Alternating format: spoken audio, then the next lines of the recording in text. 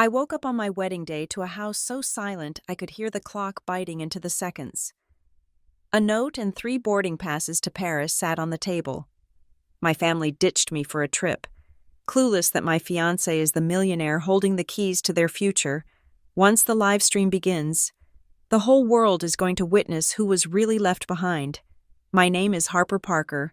I am 34 years old, and on the morning of what was supposed to be the most significant day of my life, I woke up to a silence so profound it felt violent. It was not the peaceful hush of a household sleeping in. It was not the quiet anticipation of a wedding morning, where the air hums with the promise of champagne corks popping and hairspray hissing. This silence was sterile. It was the heavy, suffocating stillness of a room that had been scrubbed clean of life. I sat up in bed, pushing back the duvet.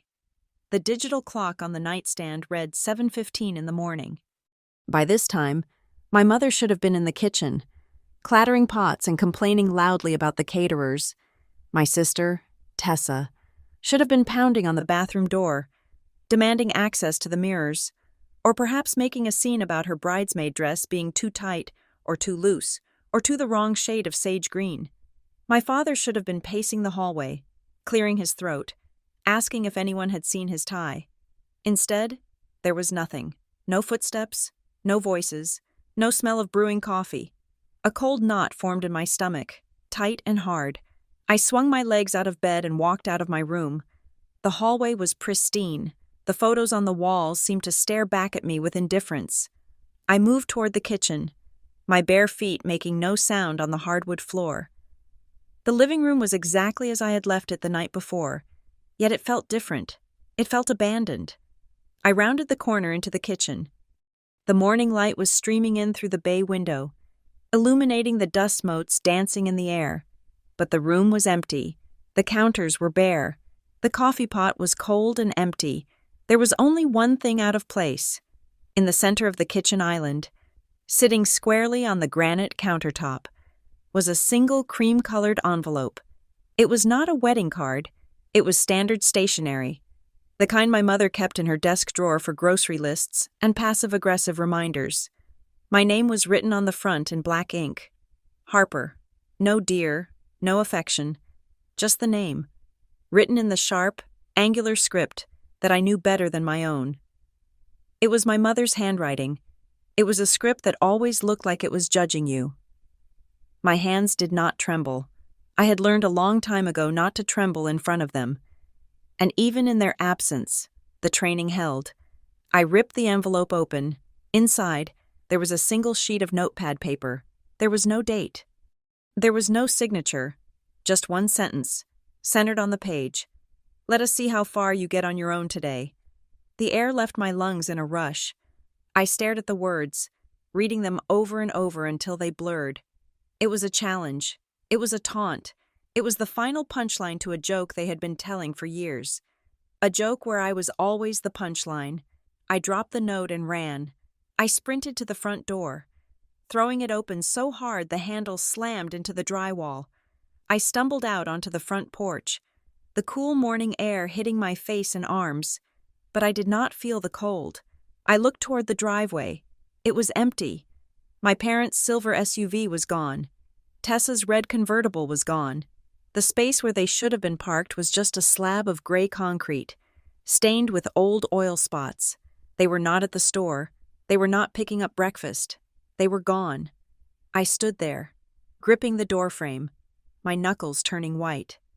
I scanned the area, desperate for a clue, for a sign that this was a mistake, a prank, a twisted lesson in punctuality. My eyes landed on the small shelf by the entryway window, where we usually tossed mail and keys. Something was sitting there, a slip of paper, stiff and rectangular. I walked over and picked it up. It was a boarding pass. It must have been dropped in the haste of their departure, or perhaps left intentionally as a crumb for me to find. I looked at the destination code. CDG. Paris, Charles de Gaulle. I looked at the name printed in bold black letters. Tessa Parker. I looked at the date. Today, September 14th. I looked at the time. Their flight had departed 2 hours ago. Paris. They had gone to Paris. A laugh bubbled up in my throat, dry and jagged. They had skipped my wedding to go to Paris. Of course they had. It made perfect sense in the twisted logic of my family. For years, Tessa had talked about how much she deserved a European getaway, how stifled she felt in our town. My wedding day was not a milestone to them. It was a competitor. It was an event that threatened to take the spotlight off Tessa and the control away from my parents. So they had simply removed themselves from the equation. I walked back inside, closing the door quietly. The house felt huge now. It felt like a cavern. I went back to the kitchen and picked up my phone from the counter. I had ignored it when I woke up, assuming it would be flooded with well wishes. I unlocked the screen. There were no missed calls from my mother, no texts from my father, but there was one message from Tessa, sent 40 minutes ago. I opened it.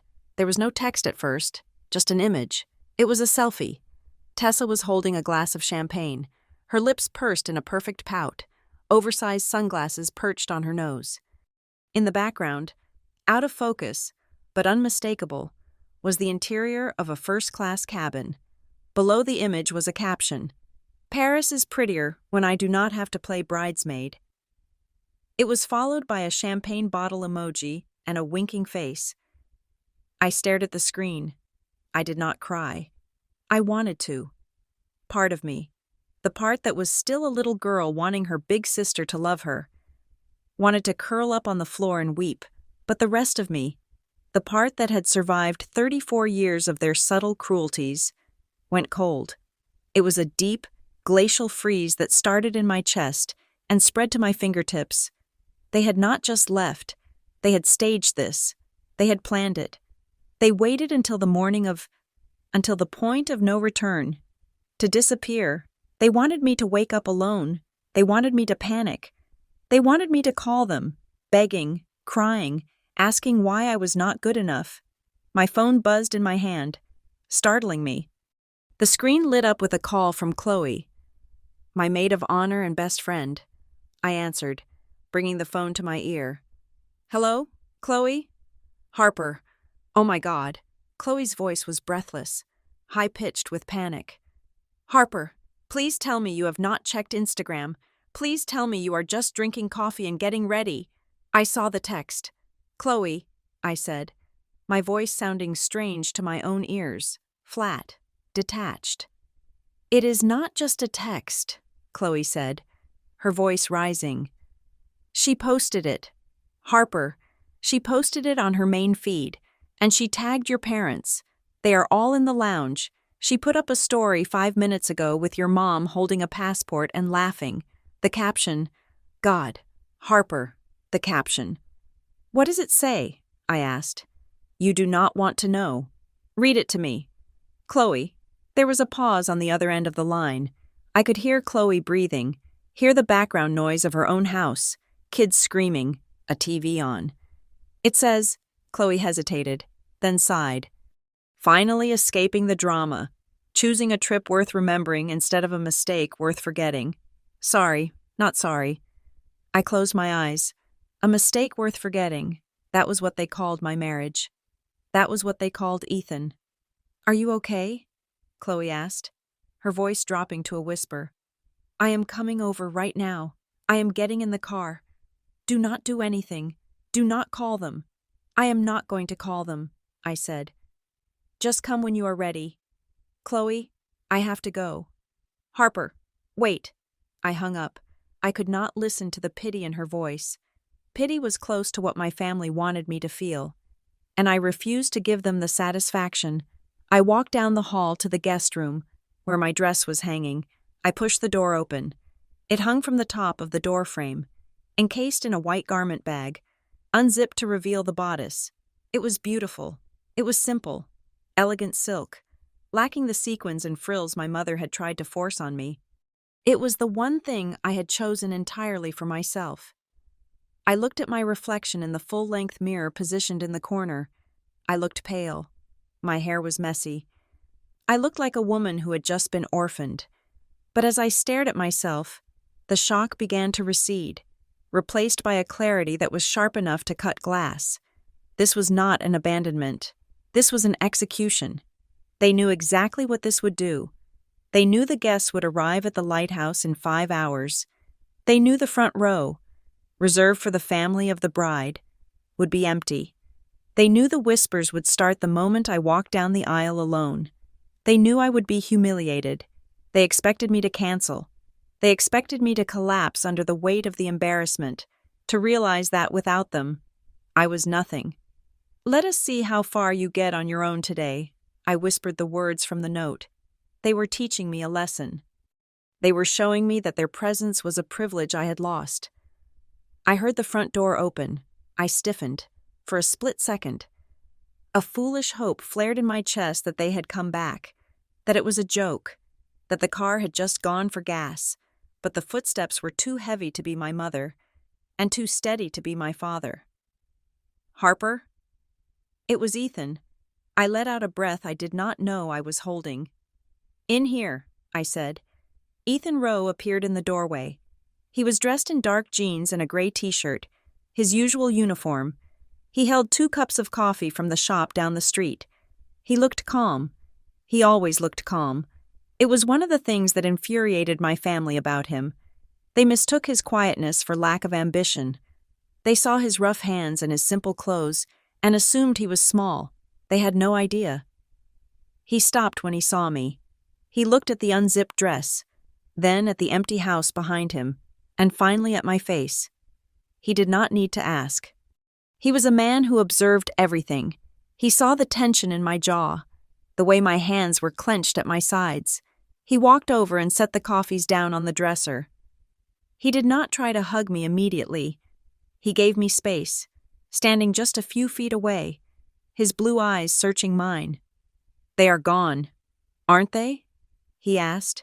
His voice was low, devoid of surprise. "Paris," I said.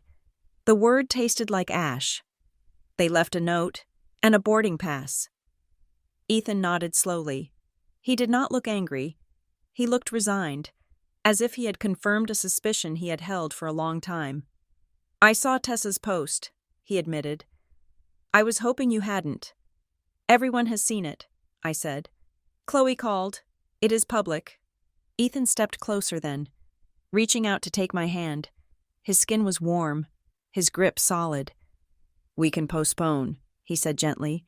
"We can turn this into a party for just our friends. We can do whatever you need to do. Harper, you do not have to walk into that room with them missing if it hurts too much." I looked down at our joined hands. My hand looked small in his. My family thought he was a handyman, a carpenter who got lucky with a few contracts. They treated him with a polite disdain, the kind reserved for the help. They thought he was dragging me down. They had no idea that Ethan Rowe was the founder of Rowe Meridian. They had no idea that the community projects he worked on were funded by his own multi-million-dollar foundation.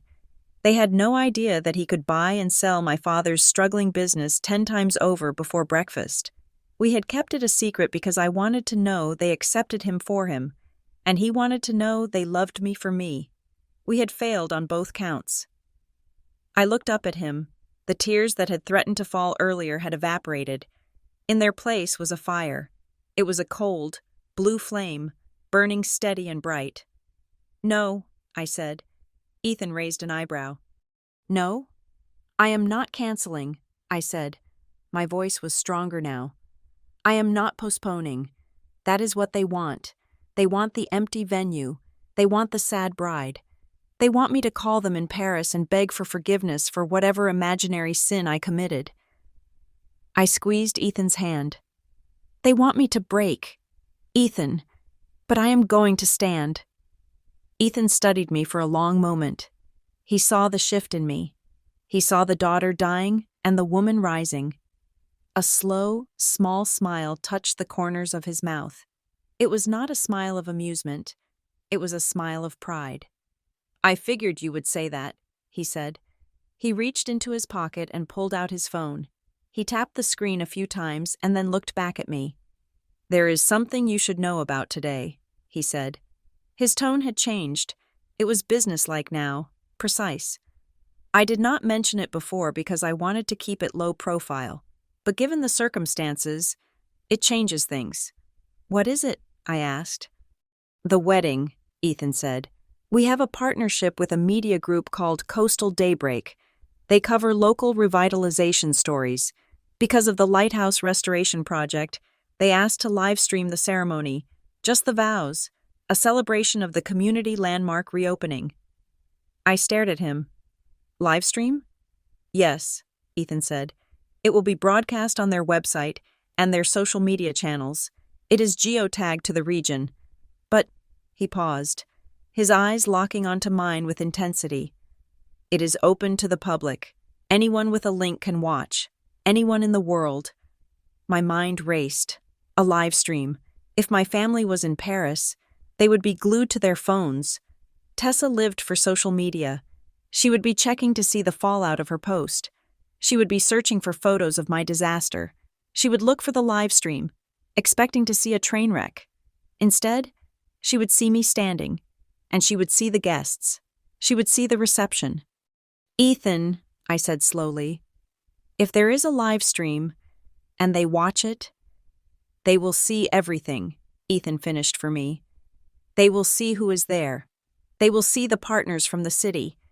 They will see the donors." He paused, and for the first time, I saw a glint of steel in his eyes.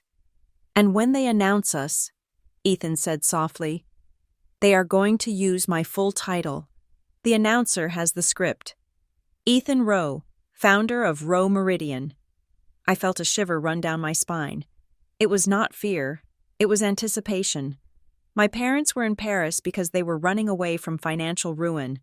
I knew my father was desperate for investors. I knew he had been trying to get a meeting with Rowe Meridian for 6 months, never knowing that the CEO was sitting at his dinner table, eating his overcooked pot roast and enduring his insults.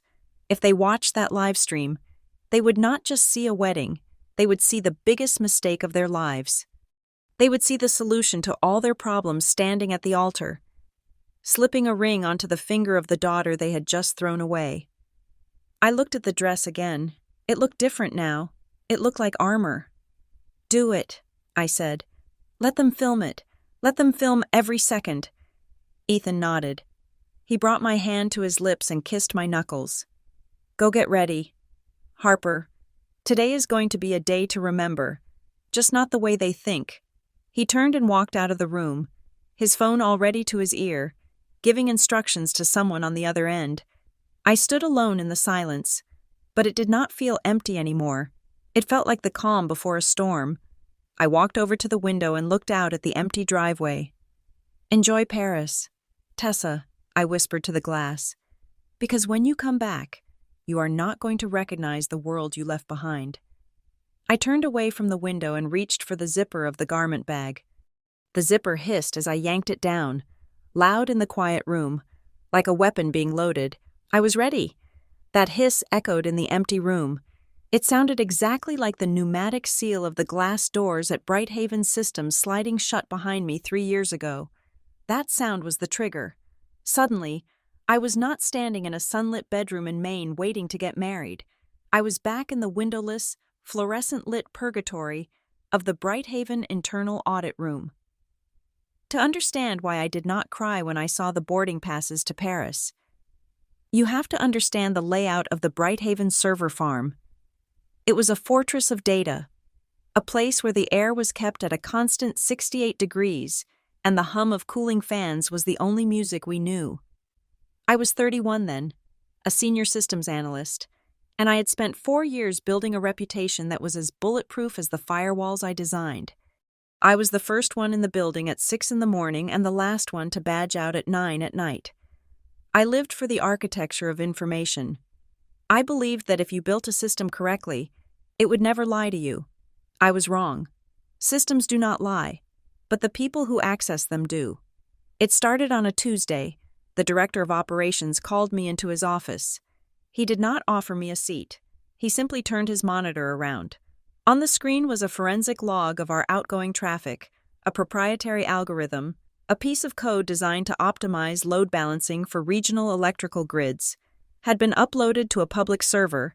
It was a Class 1 security breach, the kind of leak that loses contracts and ruins careers.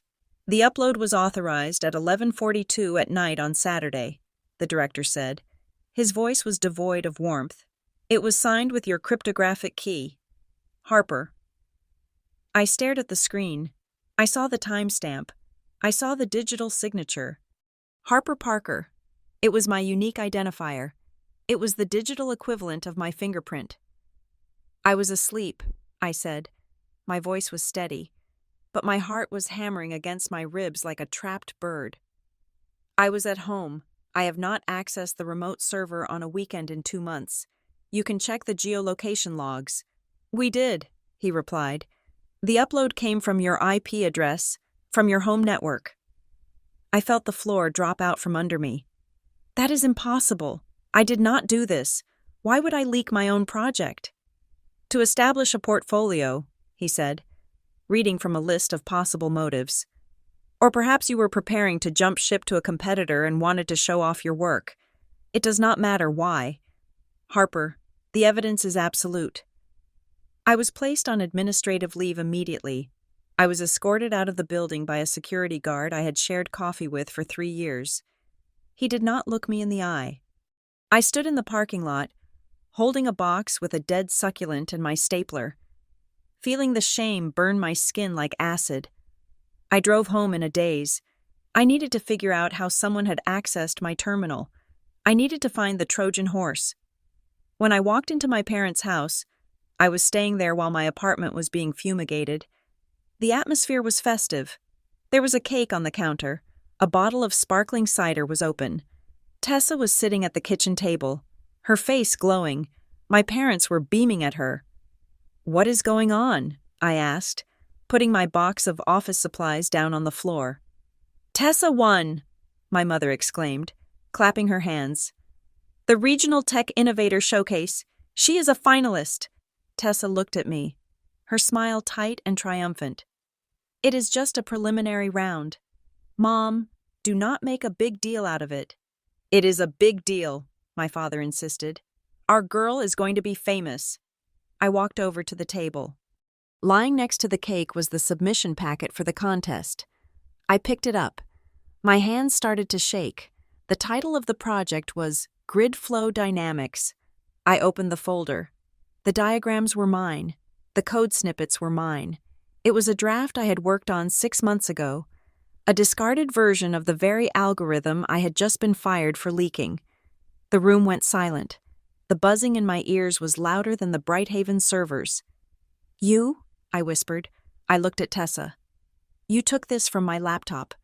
Tessa's smile faltered, but she did not look away. "I borrowed some concepts. You said yourself that version was dead. You were not using it. It is proprietary company data." "Tessa!" I screamed. The sound tore through my throat. "I just got fired. I got escorted out by security because this file was uploaded to a public contest server from our Wi-Fi. They think I leaked it." My mother stepped between us, her instinct to protect Tessa flaring up instantly. "Harper, calm down. You are scaring your sister." "She stole my work," I yelled, pointing a trembling finger at Tessa. "And she used my digital signature to bypass the encryption on the file. That is how she got it open. That is why the log shows my name." I turned to my father. "Dad, you have to understand. This is a felony. This is industrial espionage. If Brighthaven presses charges, I could go to jail. She has to withdraw the entry. We have to explain it was a mistake." I waited. I waited for the outrage.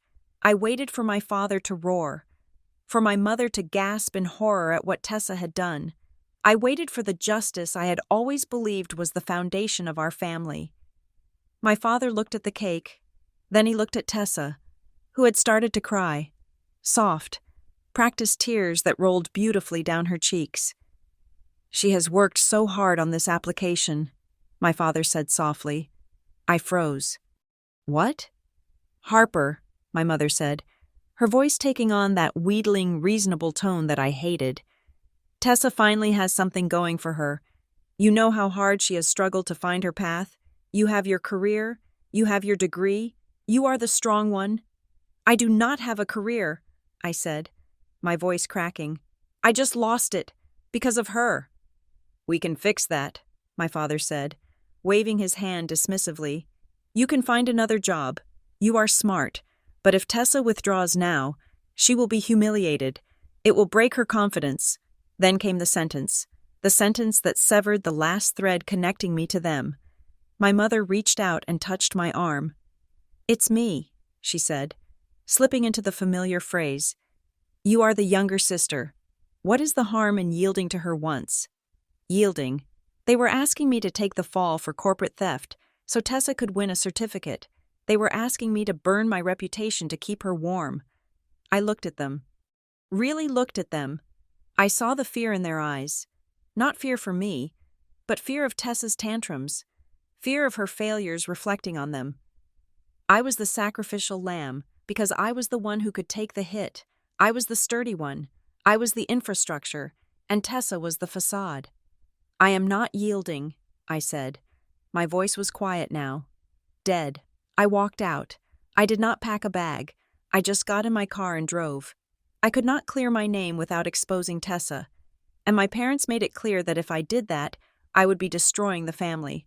So I took the middle road. I resigned formally. I signed a non-disclosure agreement that barred me from the industry for 2 years in exchange for them not pressing criminal charges. I took the shame. I let Brighthaven believe I was careless. For 3 months, I was a ghost. I could not work in tech. I could not sleep. I felt dirty, like the injustice was a layer of grime on my skin that I could not scrub off. I needed to do something physical. I needed to break things, or build things, anything that did not involve screens or lies. I signed up for a volunteer disaster relief corps. A hurricane had torn through the coast 2 states over, and they needed bodies to clear debris. That was where I met him. It was raining. It had been raining for 4 days straight. I was standing in mud up to my ankles, wearing an oversized yellow poncho, trying to pry a waterlogged sheet of drywall off a rotting frame. My muscles screamed. My hands were blistered. I was angry at the wood, angry at the rain, angry at the world. I swung the crowbar with a grunt of rage, smashing it into the stud. You are going to bring the roof down if you hit it like that. I spun around, standing there, holding a thermos and looking completely unbothered by the deluge. Was a man. He had messy dark hair plastered to his forehead, and he was wearing a t-shirt that had seen better days. He looked like every other volunteer, tired, wet, and simple. It is stuck, I snapped, wiping rain out of my eyes. It is not stuck. It is load-bearing, he said calmly. He stepped forward. Here. He did not take the bar from me. He just pointed to a seam I had missed. Leverage, not force. I looked at him. His eyes were a startlingly clear blue, contrasting with the gray sky. He didn't look at me with pity or with the hungry assessment I was used to from men in bars. He looked at me like I was a complex problem he was trying to solve. We worked side by side for the next 6 hours. We didn't talk much. We hauled wet carpet. We carried bags of ruined insulation. It was grueling. Filthy work. At lunch, we sat on the tailgate of a pickup truck, eating cold sandwiches. You do not swing a hammer like a carpenter, he observed, taking a drink of water. I am not, I said. I was, a systems analyst. Computers, he said. Data, I corrected. Logic, order. And now you are here in the chaos, he said. Running away or running toward? I looked at my hands. They were raw. My family, I started, then stopped. I had not told anyone, but something about his quietness made the words spill out. My sister needed a win, so my parents decided my life was the price she could pay for it. I told him the short version. I told him about the leak, the betrayal, the silence. Ethan listened. He did not interrupt. He did not offer platitudes. He just ate his sandwich and watched the rain fall on the wreckage of the house we were trying to save. When I finished, there was a long silence. That is a heavy thing to carry, he said finally. It is unfair, I said bitterly. I worked for everything I had. She just took it. Ethan turned to me. He looked at the house behind us. a skeleton of wood stripped bare, waiting to be rebuilt. "You know," he said, "fairness is not a natural phenomenon. It is like a house. You have to build it. And you have to put walls up to keep the bad weather out." He wiped his hands on his jeans. "They took your job. Harper, they took your reputation. But they are still living in your head. You are out here swinging that crowbar at them, not the wall." I stared at him. He was right. "So what do I do?" I asked. "I cannot go back to my field." Ethan looked me right in the eye. It was the first time I felt the weight of his intelligence, the depth that laid beneath the rough exterior. "Forget about the field," he said. "Forget about what they took. Ask yourself this. If you did not have to prove your value to them, if you did not have to be the good one or the successful one to earn their love, what would you want to build for yourself?" The question hung in the air between us, suspended like a raindrop. What would I build for myself? I had spent my whole life building safety nets for my parents. I had built a career to make them proud. I had built a persona to balance out Tessa's chaos. I had never laid a single brick for a house that was just mine. "I do not know," I whispered. "Good," Ethan said. He smiled, and it transformed his face. "Not knowing is the best place to start. It means the foundation is clear." He stood up and offered me a hand. "Come on, we have a wall to finish, and this time we do it with leverage." I took his hand. It was rough, calloused, and strong. I did not know then that the hand holding mine belonged to a man who could buy the entire Brighthaven building with a signature. I just knew that for the first time in 3 months. I did not feel like I was falling. I looked at the house, I looked at the mud, and I realized that the silence from my family was not a punishment. It was a vacancy, and I could fill it with whatever I wanted. That day in the mud was 3 years ago. It feels like a lifetime. Back in the bedroom. The memory faded as the sunlight hit my face. I looked at the mirror again. The woman staring back at me was not the same woman who had driven away from her parents' house in tears. That woman had been looking for permission to exist. The woman in the mirror did not need permission. I picked up the tube of lipstick from the vanity. A deep, bold crimson. Tessa always told me I looked washed out in red. She said it was too aggressive for me. I uncapped the tube and applied it, watching my lips turn the color of war. My parents had taught me that I was expendable.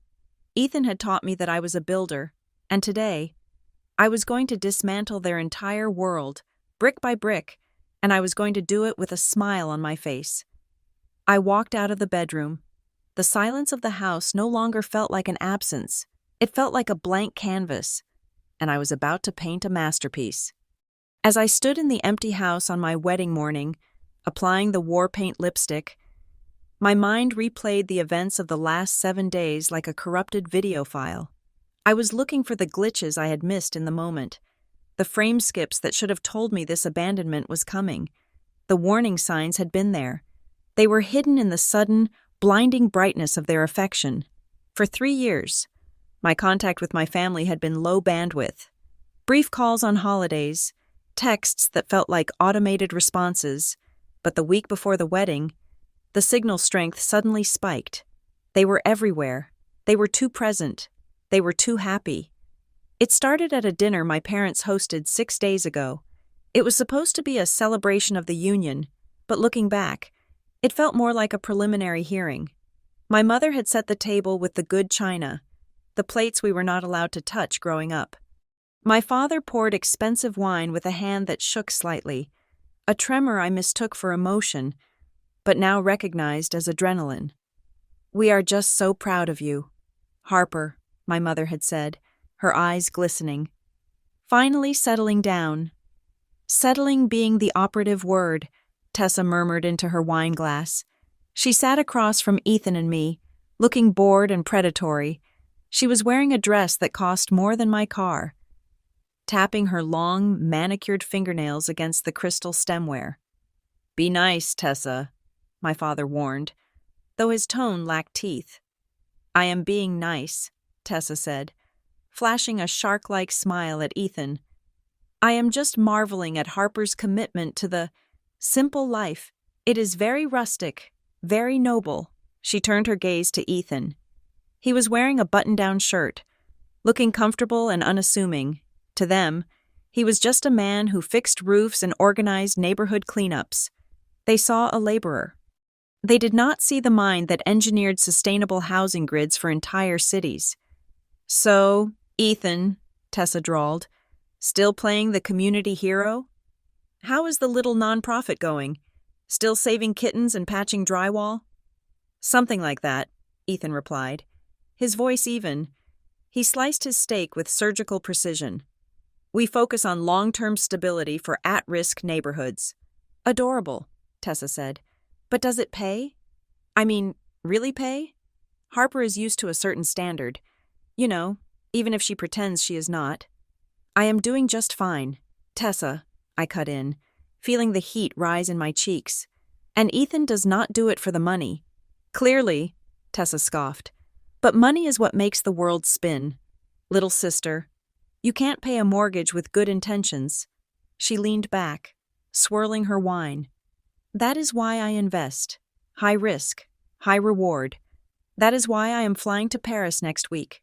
First class. Business opportunities do not wait for people who play it safe." "Paris?" I asked. "You are going to Paris right after the wedding?"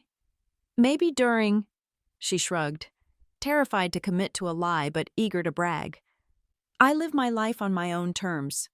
Harper, I do not wait for permission." My father cleared his throat, interrupting the tension. He leaned forward, his elbows on the table. He was not looking at me. He was looking at Ethan, but his eyes were darting around, calculating. "Speaking of the wedding," my father said, his voice dropping to a conspiratorial whisper, "Harper tells me the guest list is quite impressive. Not just friends, but partners from the city? Sponsors for the Lighthouse Project?" "Yes," I said, confused by his intensity. "Why?" "I am just curious about the caliber of people attending," my father said. "You know, in my line of work. Networking is everything. Are there any substantial players coming? People with liquidity?" The word stuck out. Liquidity. It was a banker's word. It was a desperate word. "It is a wedding, Dad," I said slowly. "Not a trade show." Of course. Of course." He waved a hand, sweating slightly on his upper lip. "But one never knows who one might meet. It is good to be prepared. I just want to make sure we make a good impression on whoever is backing this thing." He looked at Ethan. "You must have some wealthy donors, Ethan, to fund these projects." "We have support," Ethan said vaguely. He took a sip of water, his eyes locking on my father's. "But they value their privacy." My father looked disappointed. He looked hungry. I felt a cold prickle on the back of my neck. He was not asking because he wanted to thank them. He was asking because he wanted something from them. The dinner ended, but the unease remained. 2 days later, I went to my parents' house to drop off the final seating chart. I walked in the back door without knocking, a habit from childhood I had never broken. My father was in the kitchen, his back to me. He was on the phone, his posture hunched, his voice a frantic hiss. "I told you, the bridge loan is coming," he was saying. "I just need 48 hours. No. Do not freeze the accounts. Listen to me. I have access to a new stream of collateral. Yes, family assets." My heart stopped. Family assets. "I can get the signature," he said, his voice dropping lower. "She will do it. She trusts me. Just hold off the foreclosure notices until Monday." I stepped on a loose floorboard. It creaked. My father spun around. The color drained from his face so fast he looked like a corpse. He slammed the phone down on the counter, ending the call. "Harper!" he gasped. I did not hear you come in." "Who was that?" I asked. "What foreclosure notices? Dad?" "Business," he said, forcing a laugh that sounded like dry leaves crunching. "Just typical leverage negotiations. You know how it is. High stakes." "You said family assets," I said. "You said you could get a signature." He walked over to me, placing his hands on my shoulders. His palms were damp. You are imagining things. Honey, pre-wedding jitters. I was talking about a property your mother and I are moving around. Nothing that concerns you. He steered me out of the kitchen, physically blocking me from the phone. Where is your mother? She has something for you. He led me to the living room where my mother was waiting. She was sitting on the sofa, holding a manila envelope. When she saw me, she smiled, but it did not reach her eyes. Her eyes were tight, anxious. Harper, she said, come sit. We need to talk about a little housekeeping. I sat on the edge of the armchair. What kind of housekeeping? Well, my mother began, smoothing her skirt. You know how much we have spent on this family over the years, supporting Tessa's ventures, maintaining the house. I have not taken a dime from you in 10 years, I reminded her. No, of course not, she said quickly. But we are a unit, and right now, your father is working on a very big deal, a deal that could set us all up for life, Tessa included. She slid the envelope across the coffee table toward me. We just need a temporary guarantor, she said. Just a name to reassure the bank that we have backing, since you have a clean credit history and, well, since you are marrying Ethan, and even if he is not rich, the joint filing status helps. I opened the envelope. It was a loan guarantee form, but it was not for a small amount. The figure was blank, but the liability clause was absolute. It essentially gave them power of attorney over my financial standing to secure their debts. This is not a formality, I said, my voice shaking. This is a blank check. If you default, they come for me. They come for my house, my savings. We would never default. Tessa's voice rang out from the hallway. She marched into the room, looking furious. God, you are so paranoid. It is a legal document. Tessa, I said. I read the fine print. That is my job. Your job is to help this family, Tessa snapped. Dad is in a jam, a temporary jam. If you sign that, he gets the liquidity to close the Paris deal, and we are all rich. If you do not, you are sinking us. The Paris deal? I asked. I thought you were going to Paris for vacation. It is a blended trip, Tessa shouted. Why do you have to pick apart everything? Why can you not just trust us? Because you lied to me, I said. Standing up, I pushed the paper back across the table. I am not signing this. My mother's face crumbled. Harper, please, it is just for a few days, until the funds clear. No, I said firmly. I will not put my name on debt I did not create. I learned that lesson at Brighthaven. The mention of Brighthaven sucked the air out of the room. My father's face hardened. You are being incredibly selfish, he spat. After everything we have done, we raised you, we fed you, and then you threw me to the wolves to save her. I pointed at Tessa. I am not doing it again, Tessa laughed. It was a cruel, ugly sound. You think you are so much better than us because you have a steady paycheck and a boring fiancé? You are nothing without us. Harper, you are just the background character in our lives, and you are proving it right now. You won't help because you want to see us fail. You are jealous. I am not jealous, I said quietly. I am tired. I turned to leave. My mother called after me, her voice shrill. If you walk out, Harper, do not expect us to pretend everything is fine. You are hurting your father. I walked out the door. My hands were trembling so hard I could barely get my keys out of my pocket. Ethan was waiting in the car. He had driven me over but had waited outside, sensing I needed to do this alone. When I got in, I didn't say a word. I just stared at the dashboard, breathing hard. Ethan reached over and turned off the engine. The silence in the car was heavy, but it was safe. They wanted me to co-sign a loan, I said eventually. A blank one. And you said no, Ethan stated. It wasn't a question. I said no, and they called me selfish.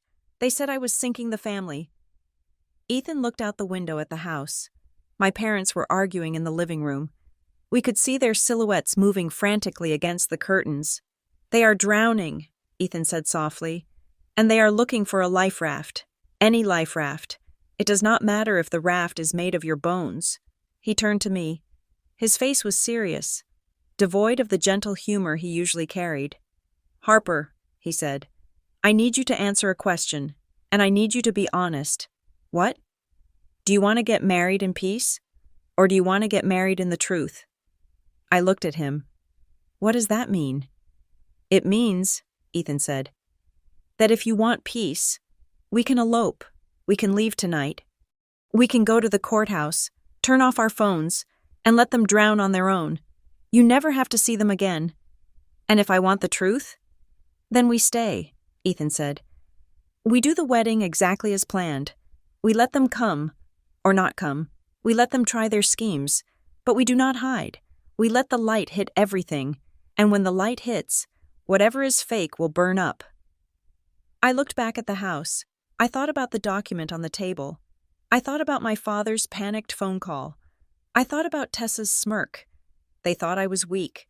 They thought I was a resource to be mined. They were planning something. This Paris deal, this desperate need for cash, and they were going to use my wedding as a cover for it. If I ran away, they would spin the story. They would say I abandoned them. They would make themselves the victims again. "I want the truth," I said. Ethan nodded. He started the car. "Okay, then we proceed." From that moment on, the wedding ceased to be a ceremony in my mind. It became a sting operation. I stopped looking at my family as relatives. I started looking at them as subjects. I watched my father's eyes dart around the room when he thought no one was looking. I tracked the frequency of Tessa's whispered phone calls. I noted the way my mother flinched every time the doorbell rang. I realized they were terrified. They were cornered animals, and cornered animals do illogical, dangerous things. I knew they were planning something for the wedding day. I assumed it was a scene, a demand for money, or perhaps cornering a wealthy guest. I never imagined they would simply vanish. But as I stood in my bedroom on the morning of the wedding, looking at the empty driveway, I realized I had underestimated their cowardice. They hadn't found a way to use me, so they had decided to discard me. They fled the country to avoid the creditors, leaving me to explain their absence, hoping the humiliation would distract from their crimes. But they had made one critical error in their calculations. They assumed Ethan was a nobody. They assumed the guest list was full of people who wouldn't matter. They assumed the world wasn't watching. I zipped up the garment bag. The flashback faded, replaced by the cold, hard resolution of the present. "You wanted liquidity, Dad?" I whispered to the empty room. "You are about to get a flood." I picked up my phone. I had one call to make before I put on my dress. "Chloe," I said when she answered, "I need you to do something for me. When the guests arrive, I want you to make sure the front row, the seats reserved for the bride's family, remains empty. Do not let anyone sit there." "Harper, are you sure?" Chloe asked. "It will look—" "I know how it will look," I cut her off. "That is the point. I want the gap to be visible from space." I hung up. I was not just a bride anymore.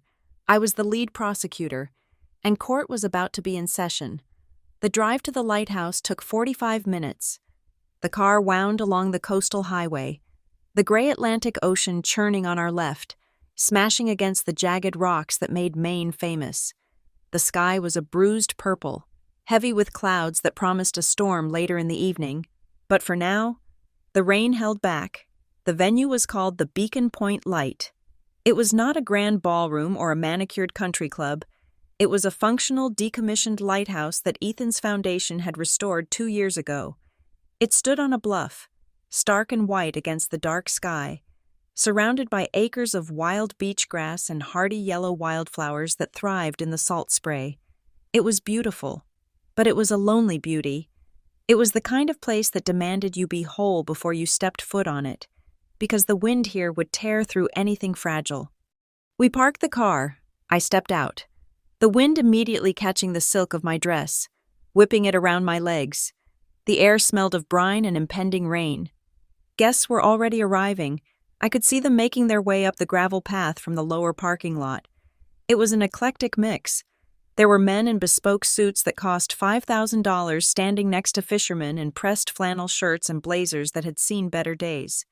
That was Ethan's world. A place where the CEO and the carpenter stood on equal footing. I waited in the small keeper's cottage attached to the base of the tower while the guests took their seats. The ceremony was to be held outdoors, on the flat grassy plateau overlooking the water. Through the window, I watched the rows fill up. The chairs were white wood, arranged in two curved sections facing the ocean. On the right, the groom's side was full.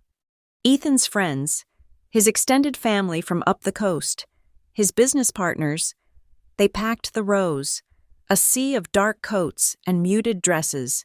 On the left, the bride's side was sparse. My few friends from college were there, a couple of former colleagues from Brighthaven who had stayed in touch despite the scandal, Chloe's parents, but the front row was a gap tooth in a perfect smile. There were 4 chairs reserved there. I had insisted they remain. I had told the usher, a young boy named Leo who worked for Ethan's crew, that under no circumstances was anyone to sit in the first 4 seats on the left. "But they are empty, Miss Harper," he had said, looking confused. "Exactly," I had replied. "Keep them that way." Now, looking through the glass, I saw the effect. It was visceral. As guests walked down the aisle to find their spots, their eyes were inevitably drawn to the vacancy.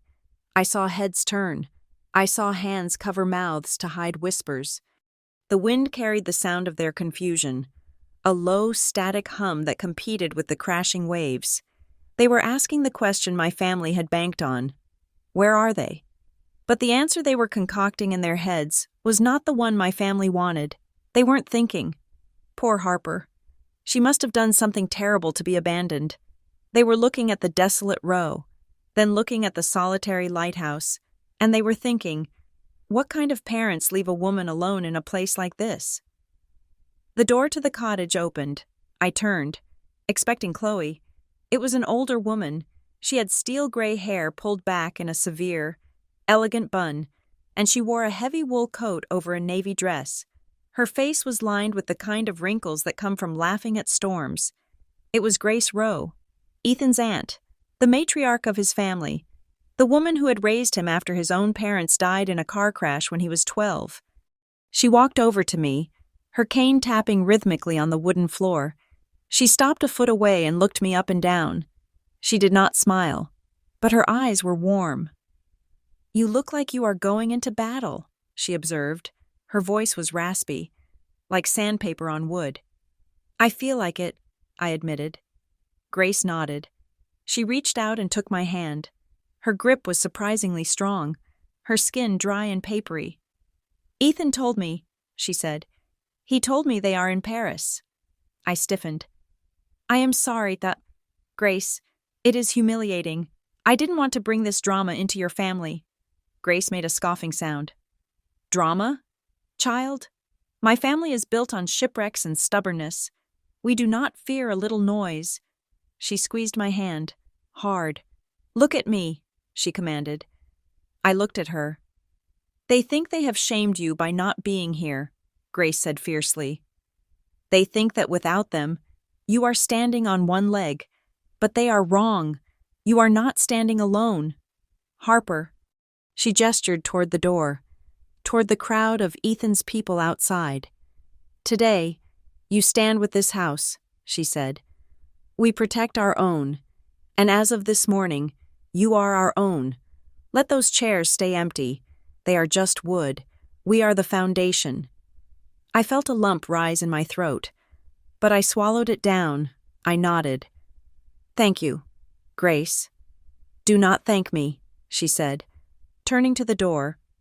"Just go out there and make them regret they are not watching from the front row." She left.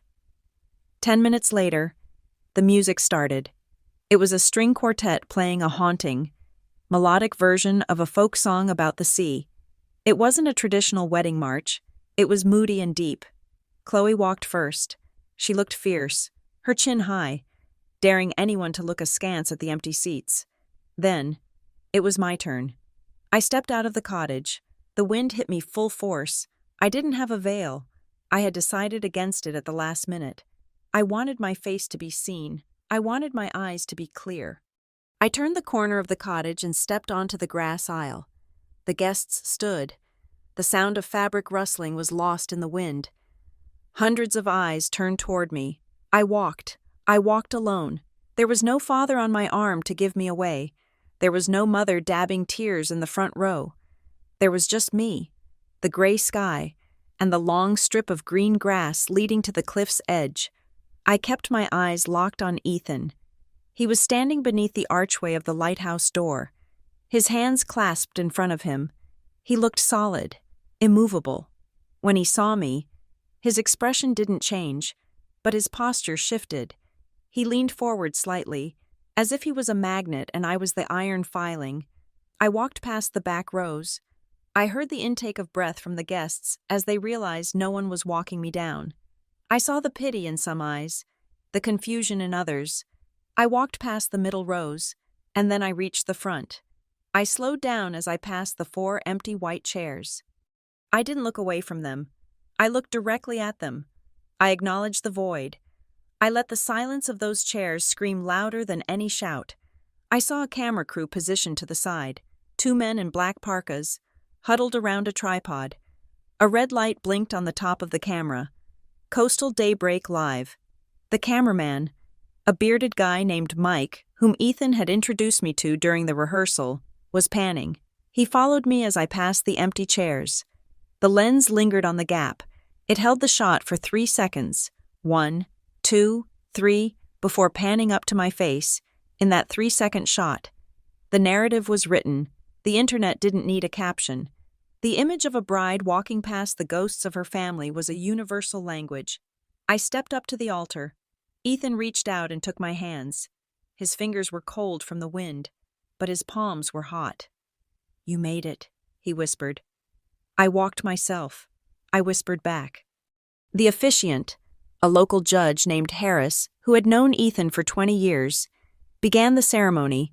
He kept it brief. He spoke about storms and safe harbors. He spoke about the lighthouse being a beacon not just for ships, but for souls. Then, it was time for the vows. We had written our own. Ethan went first. He spoke of building things that last. He promised to be the mortar if I would be the stone. It was beautiful, simple, and true. Then, Judge Harris turned to me. "Harper." I took a breath. The wind blew a strand of hair across my face. I didn't brush it away. I looked at the camera. I looked right into the lens, imagining the signal beaming up to a satellite, bouncing across the ocean, and landing on a smartphone screen in a bistro in Paris. "Ethan," I began. My voice was amplified by the small microphone clipped to my dress. It was steady. It didn't tremble. 3 years ago, I thought I had lost everything, I said. I thought value was something given to you by others. I thought loyalty was a debt you paid to people because they shared your blood. I paused. The crowd was dead silent. Even the wind seemed to drop for a heartbeat. "But you taught me that value is what you build." I continued, "And you taught me that loyalty is earned, not inherited." I squeezed Ethan's hands. "I stand here today alone," I said, my voice rising slightly to cut through the air. "But I am not lonely, because I have learned the hardest and most beautiful truth of all." I looked at the empty chairs one last time, then turned back to Ethan. "Family is who shows up," I said, letting the words hang in the salt air. "Family is not who owns you. It is not who shares a last name. Family is the people who stand beside you when the storm comes." I heard a gasp from someone in the third row. "You stood," I told Ethan. "So you are my family. The rest is just biology." Ethan's eyes were shining. He didn't smile, but the look he gave me was so intense it felt like a touch. He knew what I had just done.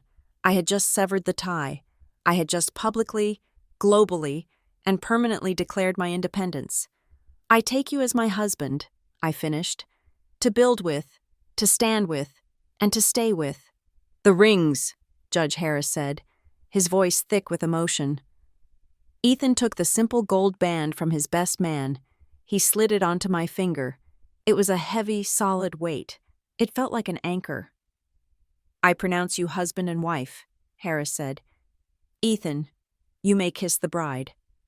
Ethan didn't hesitate. He pulled me close and kissed me. It wasn't a polite, staged wedding kiss. It was deep and claiming. It was a seal on the contract we had just written against the world. The applause that broke out was thunderous. It wasn't the polite clapping of a formal event. It was raucous. The fishermen were cheering. Grace Rowe was thumping her cane on the wooden deck of the cottage porch. People were wiping tears, not of sentimentality, but of catharsis. They had witnessed something raw, and they were responding to it. We turned to face the crowd. The camera was still rolling, the red light still blinking. We walked back down the aisle together. I didn't look at the empty chairs this time. They didn't matter anymore.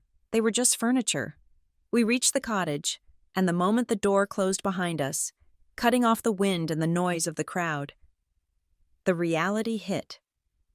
I leaned against the wall.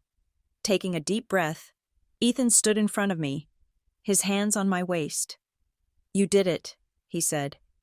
"We did it," I corrected. I looked down at my hand. My phone was in the pocket of the dress, a hidden pocket I had insisted the tailor add. It was vibrating. It wasn't just a buzz. It was a continuous, angry spasm against my thigh. I pulled it out. The screen was lit up with notifications. They were scrolling so fast I couldn't read them. Missed call. Mom. 3. Missed call. Dad. 5. Missed call. Tessa. 2. Text from Aunt Linda, who hadn't spoken to me in 5 years. "Harper, are you okay? I am watching the stream." Text from Cousin Mark. "Did you really just say that?" Instagram notification. "Tessa, Parker mentioned you in a comment." Twitter notification. "The bride who walked alone is trending in Boston." I looked at Ethan. The silence in the cottage was heavy, but it was the silence of a bomb shelter after the explosion has occurred outside. "It is starting," I said. Ethan glanced at the phone screen, watching the names of my family flash by as they tried frantically to reach me. "Let it ring," he said. I looked at the screen one last time. My father was calling again. I could imagine him in Paris, holding his phone, his face purple with rage, realizing that the narrative he had tried to control had just been hijacked by his daughter in a lighthouse in Maine. I slid the button on the side of the phone.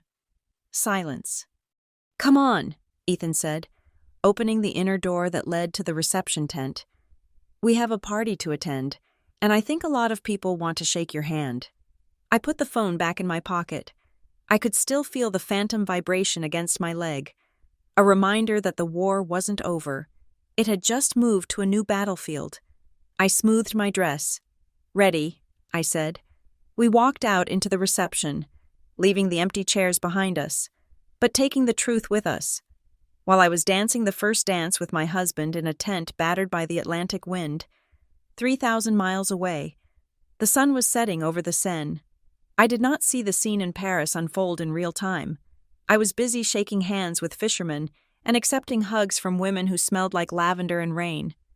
But the internet has a memory that is sharper than any human brain, and thanks to a stranger with an iPhone and a decent data plan, I can reconstruct the exact moment my family's world shattered with forensic precision. It was 7 p.m. in Paris. My parents and Tessa were seated at a prime table on the terrace of a bistro in the 4th arrondissement.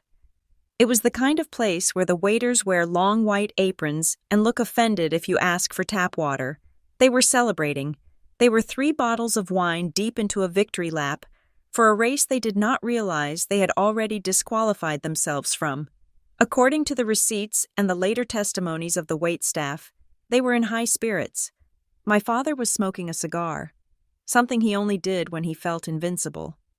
My mother was laughing, her head thrown back, likely relieved that the loan sharks were temporarily at bay thanks to whatever lies my father had told them before boarding the plane. And Tessa, Tessa was holding court. She was scrolling through her phone, refreshing her feed, hungry for the comments on her earlier post. She wanted validation. She wanted the world to tell her that she was right to choose Paris over a boring wedding in a drafty lighthouse. Then, she found the link. "Here it is," she announced, her voice slurring slightly from the Pinot Noir. "Coastal Daybreak Live. They are streaming the vows. Let us see if she actually went through with it without us." She propped her phone up against the centerpiece, a small vase of white roses. My parents leaned in. They expected a train wreck. They expected to see me crying at the altar, or perhaps standing there looking small and pathetic in front of a confused officiant. They wanted a tragedy to justify their flight. If I was miserable, then their abandonment was actually a mercy, or so their twisted logic went. The video on the screen was crisp. The camera work by the Coastal Daybreak crew was professional. It showed the gray sky, the white tower, and the wind whipping the grass. Then, the camera cut to Ethan and me standing at the altar. "Look at that dress," Tessa sneered, loud enough for the table next to them to turn around. "No veil. She looks like she walked out of a catalog. So basic." "And him," my father grunted, squinting at the small screen. "Look at him, standing there in a suit that probably cost more than his truck, pretending he belongs." On the screen, the officiant, Judge Harris, stepped aside. The livestream commentator, a local journalist with a voice made for radio, began his voiceover recap as the live feed transitioned to the reception shots. "And there you have it, folks," the commentator's voice boomed from the phone speakers. "A moving ceremony at the historic Beacon Point Light, a fitting venue for a couple dedicated to preserving our coast." "Boring," Tessa yawned. "Skip to the part where she cries." But the commentator continued. "For those just joining us, the groom is Ethan Rowe, a local hero in these parts. But to the rest of the business world, he is better known as the elusive founder of Rowe Meridian, the sustainable infrastructure investment fund that has revitalized 3 major cities in the last 5 years. The camera cut to a B-roll shot of Ethan shaking hands with the mayor. A graphic flashing on the bottom of the screen. Ethan Rowe, CEO, Rowe Meridian, net worth estimated at private equity levels, in the bistro. Time stopped. My father froze. The cigar fell from his fingers, landing on the white tablecloth, burning a slow, black hole into the fabric. He did not notice. His eyes were bulging, fixed on the phone screen. "What did he say?" my father whispered. His voice was a strangled croak. "Rowe Meridian," my mother repeated, her hand flying to her throat. "Arthur, isn't that—" My father's face turned the color of old ash. Rowe Meridian. It was the name that had been on his lips for 6 months. It was the whale investor he had been chasing. The only fund with enough capital and enough interest in distressed assets to save his failing real estate portfolio. He had sent emails. He had called secretaries. He had begged for 5 minutes with a junior associate. And the CEO had been sitting at his dinner table for a year, eating his overcooked pot roast, listening to him brag about leverage and market trends while treating him like a day laborer. "It cannot be," my father stammered. "He is a carpenter. He fixes roofs. He drives a Ford. He owns the construction company." "Dad," Tessa said, her voice rising in pitch. She was staring at the screen, her thumb swiping frantically to find more information. "Oh my God, look at this article. Forbes." "The Quiet Builder." "It is him. It is Ethan." She looked up, and her face was a mask of pure, unadulterated horror. Not because she had lost a brother-in-law, but because she realized what she had lost in currency. "He is a millionaire," Tessa shrieked. "He is a multi-millionaire." My father looked like he was having a cardiac event. He slumped back in his chair, clutching his chest. "I called him a peasant," he whispered. "I told him he was dragging her down. I asked him if he could afford a rental tux." He looked at my mother with wild eyes. We left the wedding of the CEO of Rowe Meridian. "Arthur, we need that capital. We need it by Monday or the bank takes the house. We have to go back, my mother gasped, standing up and knocking her chair over. We have to call them. We have to explain. But Tessa was not thinking about the business. She was thinking about herself. She was thinking about the narrative she had spun, the successful worldly sister leaving the sad small-town sibling behind. That narrative had just been nuked. She knew! Tessa screamed. She stood up, slamming her hands onto the table. Harper knew. She set us up. She let us leave so she could humiliate us. She grabbed her wine glass, a large, bulbous glass filled with expensive Bordeaux, and in her blind fury, she squeezed it too hard or swung it too wild. The glass slipped. It hit the edge of the table and shattered. A wave of dark red wine exploded outward. It splashed across the table. It soaked the bread basket, and it drenched Tessa's pristine white designer blouse, the one she had bought specifically for this Paris debut.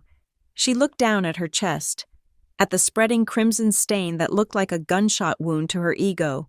No, she wailed. This is silk. This is vintage. She looked around the bistro, her eyes crazy.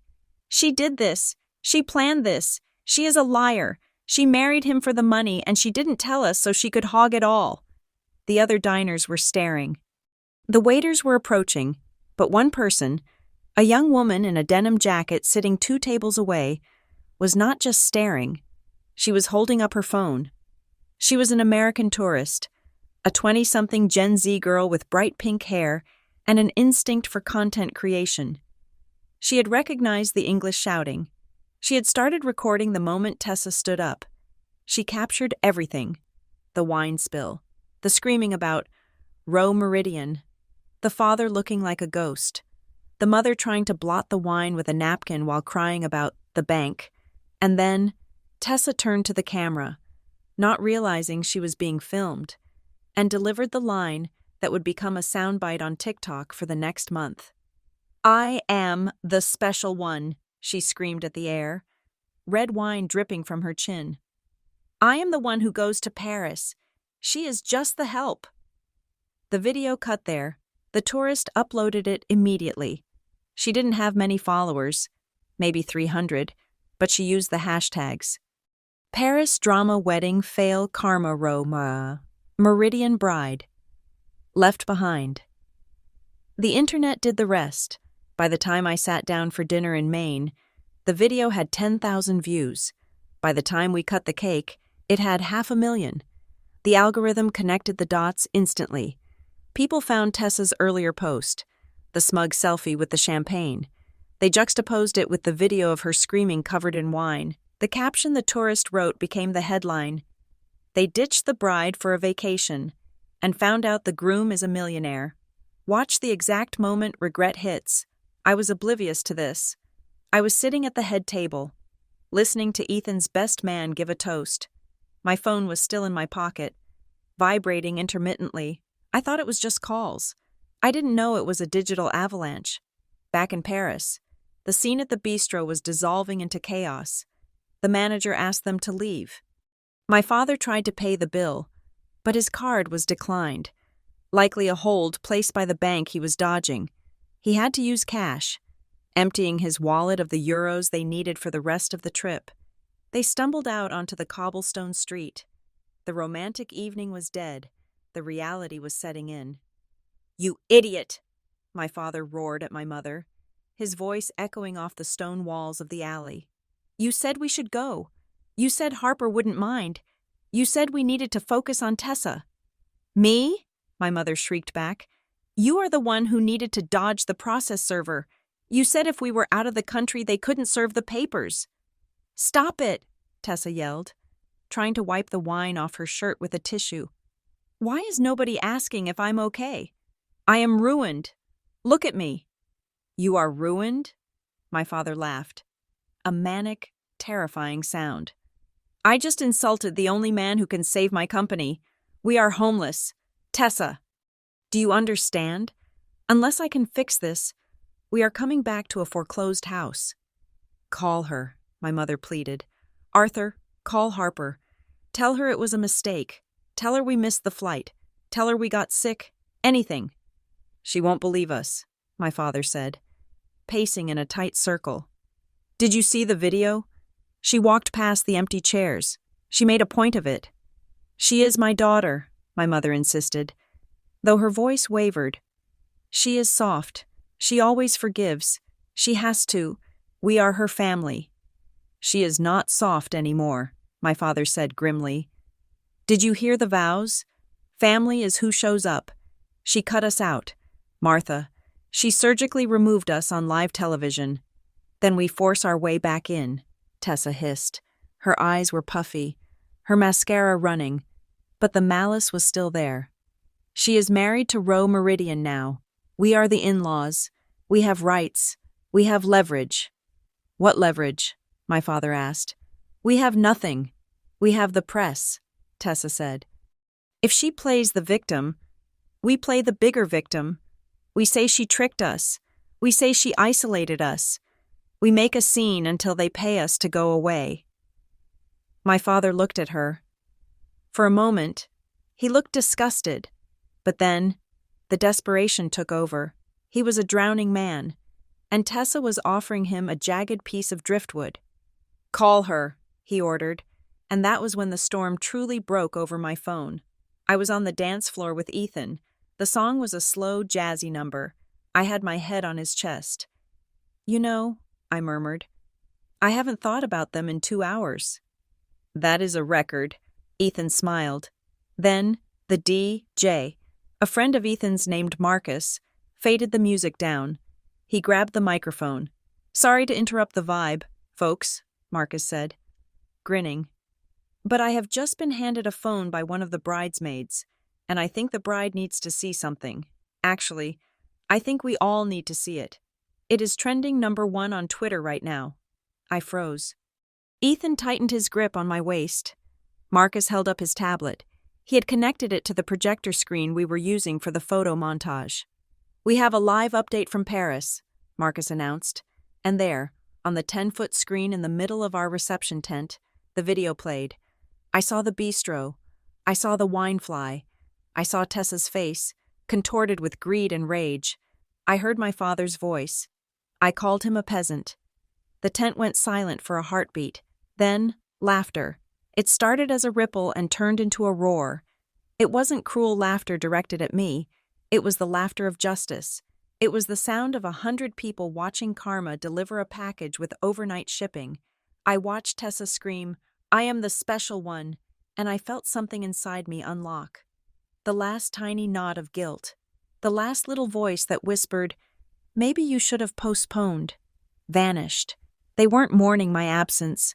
They were mourning their lost access to money. Ethan looked at the screen, then down at me. Well, he said dryly, I guess the secret is out. I guess so, I said. My phone started buzzing again. It was vibrating so hard against my hip it felt like it was going to bruise me. I pulled it out. Incoming call. Dad. I looked at the screen. Then I looked at the crowd. They were cheering. They were raising their glasses to the screen. I held the phone up so Ethan could see it. Do you want to answer? He asked. You can put it on speaker. Let them say hello to the room. I tempted. God, I was tempted. To answer and let them hear the laughter. To let them hear the joy they had tried to steal. But then I remembered Grace Rowe's words. You are not standing alone. I didn't need to humiliate them. They had done a perfect job of that themselves. I didn't need to hear their lies. I didn't need to hear my father begging or my mother crying or Tessa threatening. No, I said. I pressed the side button. The ringing stopped. Then, I did something I should have done 3 years ago. I went to the settings menu. I scrolled down to the block list. Dad, block contact. Mom, block contact. Tessa, block contact. I put the phone back in my pocket. Play the music, I shouted to Marcus. The music swelled back up. An upbeat, driving rhythm. The crowd cheered. Ethan spun me around, and for the first time in my life, I was dancing without looking over my shoulder to see if I was doing it right.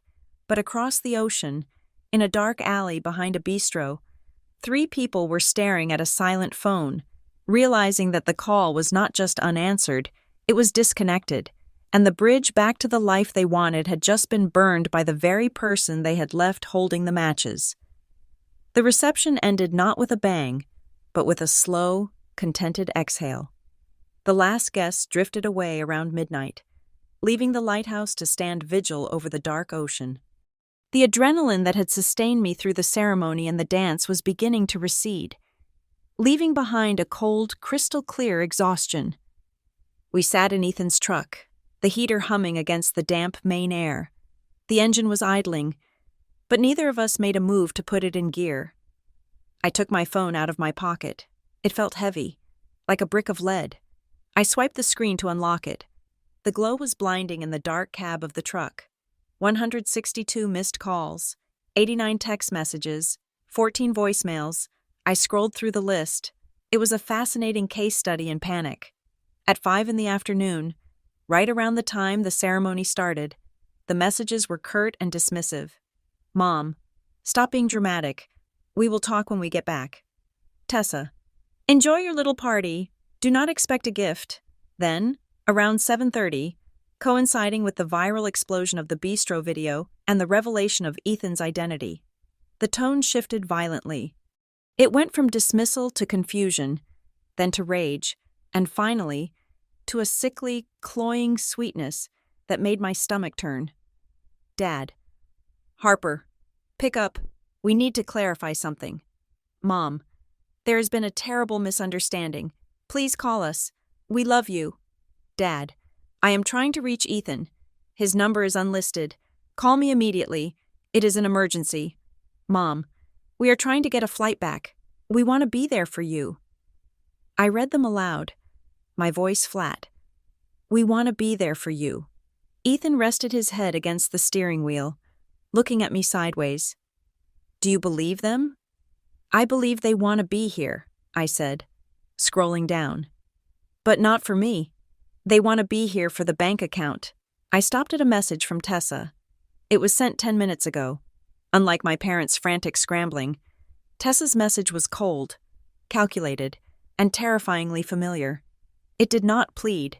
It commanded. Tessa, I am booking a flight. We need to talk face to face. Do not make this any bigger than it already is. You have had your fun. Now grow up. She is not sorry, I whispered. She is furious. Of course she is, Ethan said. You broke the script. You were supposed to be the tragedy. Harper, you were supposed to be the lesson. Instead, you became the victor. Narcissists do not handle loss of control well. I looked at him. In the dim light of the dashboard, he looked tired, but at peace. This man, who could have bought a private island for our wedding, had chosen to marry me in a drafty lighthouse with a potluck buffet because he knew it was what I needed. Why didn't you tell people? I asked. About the money. About Roe Meridian. Ethan looked out the windshield at the beam of the lighthouse cutting through the fog. Because wealth is a lens, he said softly. It distorts how people see you.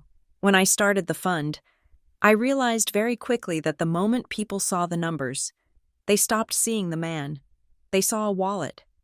They saw an opportunity. They saw a way out of their own messes. He turned back to me. I wanted to find someone who saw my hands. Harper. Someone who saw the dirt under my fingernails and respected the work, not the reward. When I met you in that mud pit 3 years ago, you didn't care who I was. You just cared that I helped you lift that wall. My family would have treated you like a king if they had known, I said bitterly. Exactly, Ethan replied. And it would have been fake. I watched them treat me like a servant for a year. That told me everything I needed to know about their character. And it told me everything about yours. Because you defended me when you thought I had nothing. I looked back at the phone. They think I tricked them. They think I hid it to spite them. Let them think that, Ethan said. Their narrative is not your responsibility anymore. My phone pinged with a notification. It wasn't a text. It was an email. It was my personal email address, but the sender was flagged as high priority. I frowned. It was a forwarding notification from an automated system. Subject: Urgent meeting request. Arthur Parker / Row Meridian external portal. I opened it. My blood ran cold. My father hadn't just been calling me. He had gone onto the Row Meridian public website, the one for soliciting commercial partnerships, and submitted an emergency request for a meeting with the CEO. The timestamp was 20 minutes ago. Message body. Dear Mr. Row, Ethan, this is Arthur Parker, Harper's father. There has been a significant breakdown in communication due to a family emergency in Paris. I am currently returning to the States. I formally request an immediate sit-down to discuss the synergy between Parker Holdings and Row Meridian. We are family now.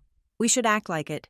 Please hold off on any decisions regarding the pending foreclosure on the Parker estate until we speak. I am sure we can come to a gentleman's agreement. I felt sick. He sent an email to your company portal, I said, my voice shaking. He is using the family card to try to stop a foreclosure. That is why they were frantic. That is why they went to Paris. They are losing the house. Ethan took the phone from my hand. He read the email. His expression didn't change, but his jaw tightened. He is desperate, Ethan said. He is bypassing you completely. He thinks that because I married you, I am obligated to bail him out. Are you? I asked. Ethan looked at me. I am obligated to you. Harper, only you. He handed the phone back to me. I can end this right now, he said.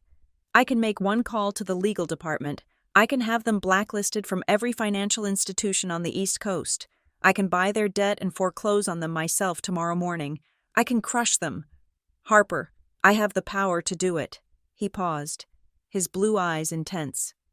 But I will not do it unless you ask me to, because this is your war.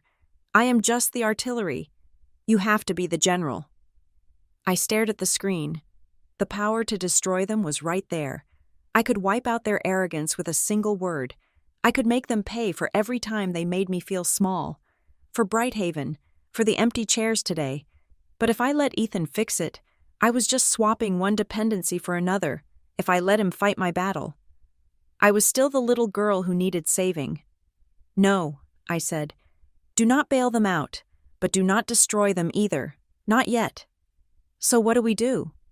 We do nothing, I said. Ethan raised an eyebrow. Nothing? Silence, I said. They are feeding on the drama. They want a reaction. They want me to scream, or cry, or bargain. If I engage, I give them power. If I negotiate, I validate their position. I looked at the email from my father again. We are family now. I am going to starve them, I said. I went to the settings on my phone. I turned off the notifications. Then, I held down the power button. You are turning it off? Ethan asked. For tonight, I said.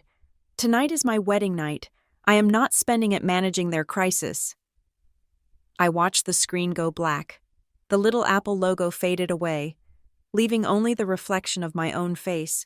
For the first time in 34 years, I was unreachable. The feeling that washed over me was strange. I expected guilt.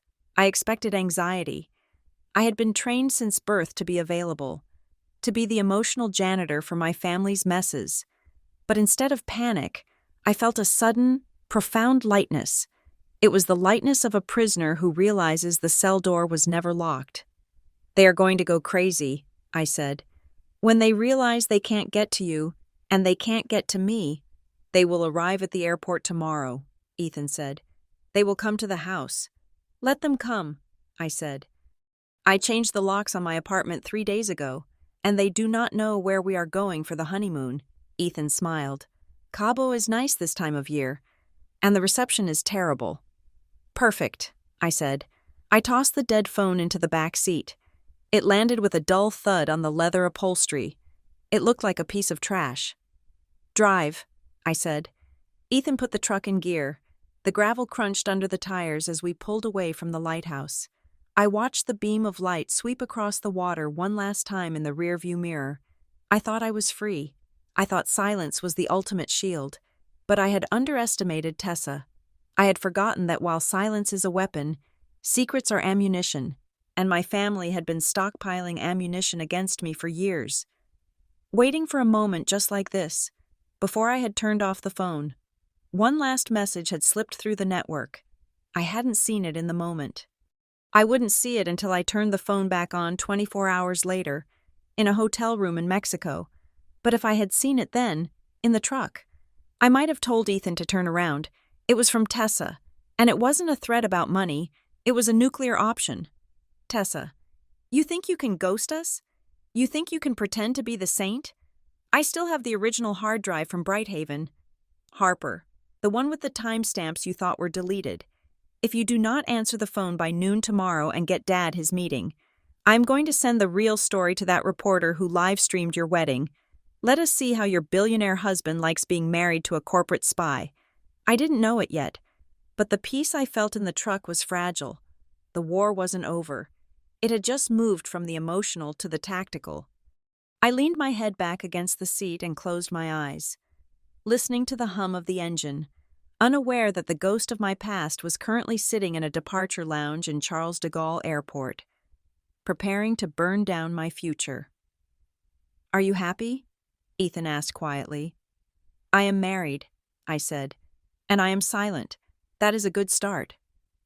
We drove into the darkness, leaving the signal behind, but carrying the target on our backs. The silence I had cultivated in Cabo San Lucas lasted exactly 5 days. It was a beautiful, sun-drenched silence, filled with the sound of the Pacific Ocean and the feeling of Ethan's hand in mine. We did not turn on the television. We did not check our emails. We existed in a bubble where the only thing that mattered was the temperature of the sand and the strength of the margaritas. But bubbles are fragile things. They do not need a needle to burst. Sometimes, just the pressure of the atmosphere outside is enough. We landed back in Boston on a Tuesday afternoon.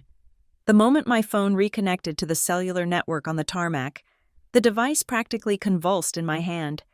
It was not just a backlog of messages this time. It was a steady, rhythmic vibration that indicated a phone that was currently under siege. I ignored it until we were in the car service heading home. Then, I opened social media.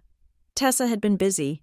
She had abandoned the angry, wine-soaked ranting of the bistro video. That version of Tessa, the entitled "Screaming Brat," had been a PR disaster. So, she had pivoted. She had reinvented herself. I watched the latest video posted to her feed. It was filmed in what looked like a hotel room, likely back in the States. She was wearing a soft beige sweater, no makeup, her hair pulled back in a messy bun. She looked small. She looked exhausted. She looked like a victim. "Hi, everyone," Tessa whispered into the camera, wiping a non-existent tear from her cheek. I know there is a lot of noise right now, a lot of hate. And I get it. The video from Paris looks bad. But you guys only saw 3 minutes of a lifetime of pain." She took a shaky breath. "My sister, Harper. She has always been distant. We tried to include her. We tried to love her. But she has this coldness. And now, seeing her marry into this massive wealth, I just worry. I worry she's being used. Or maybe she is the one using us. I do not know. I just know that my family is broken, and we feel like we were manipulated into leaving so she could have her moment of glory." The comment section was a war zone, but disturbingly, the tide was shifting. The initial wave of Team Harper support was being eroded by a new narrative. Maybe the sister is right? Rich people are manipulative. Why did the family leave? There has to be a reason. Harper seems kind of cold in the wedding video, doesn't she? "She is good," I said, showing the screen to Ethan. "She is pivoting to the concerned sibling angle. She is painting me as the calculating climber who isolated the family." Ethan glanced at the screen, his expression dark. "It is noise. Harper, ignore it." "It is not just noise," I said. "It is a strategy." But the real blow did not come from Instagram. It came the next morning, when I walked into the offices of the Harborline Resilience Institute. I loved my job. Harborline was a nonprofit think tank dedicated to developing infrastructure strategies for climate-threatened coastal cities. It was the place where I had rebuilt my professional soul after Brighthaven.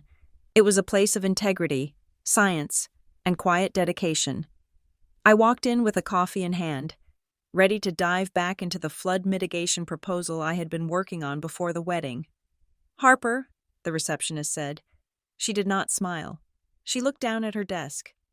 "Director Vance wants to see you. Immediately." My stomach dropped. Eleanor Vance was a woman of few words and immense intellect. She did not do immediate meetings unless the building was on fire. I walked into her office. Eleanor was standing by the window, looking out at the Boston skyline. She turned when I entered. She held a stack of papers in her hand. "Sit down, Harper," she said. I sat. "Is everything okay, Eleanor? Is this about the grant?" "This is not about the grant," Eleanor said. She placed the papers on the desk. "We received an email yesterday and a phone call, both anonymous." She slid the papers toward me. "They contain allegations regarding your previous employment at Brighthaven Systems," Eleanor said. Her voice was not accusing, but it was dangerously neutral. Specifically, they allege that you were terminated for a Level 1 security breach involving the theft of proprietary algorithms. They claim you falsified data and betrayed the ethical standards of the industry. I felt the blood drain from my face. My hands went numb. "Eleanor," I started. "That was 3 years ago. It was a misunderstanding. I signed an NDA. I cannot go into details, but I did not steal anything." "The email included attachments," Eleanor said. "Internal logs, screenshots of the investigation summary. It looks very official. Harper, and the sender claims that you are currently using similar unverified models in our flood defense project." I stared at the papers, the Brighthaven logs, the evidence that had framed me. These were not public documents. They were buried in a secure HR server. Only someone with access, or someone who had kept a copy, could have sent this. "We have launched an internal review," Eleanor said. "I have to suspend your access to the database until it is cleared up. I am sorry, Harper, but we rely on public trust. We cannot have a shadow like this over our lead analyst." "I understand," I whispered. I walked out of the office carrying a box of my personal items for the second time in 3 years. The déjà vu was nauseating. I sat in my car in the parking garage and pulled up the news on my phone. I searched my name, and there it was. A link to a tech gossip blog called The Valley Whistle. Headline: "The Millionaire's Bride and the Buried Scandal. Did Ethan Rowe marry a corporate spy?" The article was vicious. It detailed the Brighthaven leak with terrifying accuracy. It quoted sources close to the family, who claimed that Harper had a history of cutting corners and using people. It painted me not as a victim of a toxic family, but as a sociopath who had fooled a billionaire. I drove home. I did not cry. I was past crying. I was shaking with a cold, hard rage. Tessa was not just venting on TikTok. She was hunting me. She knew that the only thing I valued more than my marriage was my work. She knew that Brighthaven was my open wound. And she had just poured salt, acid, and glass into it. When Ethan came home that evening, the house was dark. I was sitting at the kitchen island, the laptop open, the glow of the screen illuminating the bottle of wine I had not opened. "Harper?" Ethan asked, dropping his keys. "Why are you in the dark?" "I got suspended," I said. "And there is a hit piece on me in a tech blog." Ethan walked over. He looked at the laptop screen. He read the headline. He did not look surprised. He looked lethal. "She kept the files," I said. "Tessa. She must have kept the original files she stole from my laptop 3 years ago. The ones with the metadata that framed me. She leaked them to the blog, and she sent them to Eleanor." "I know," Ethan said. He reached into his briefcase and pulled out a thick black folder. He placed it on the counter next to my laptop.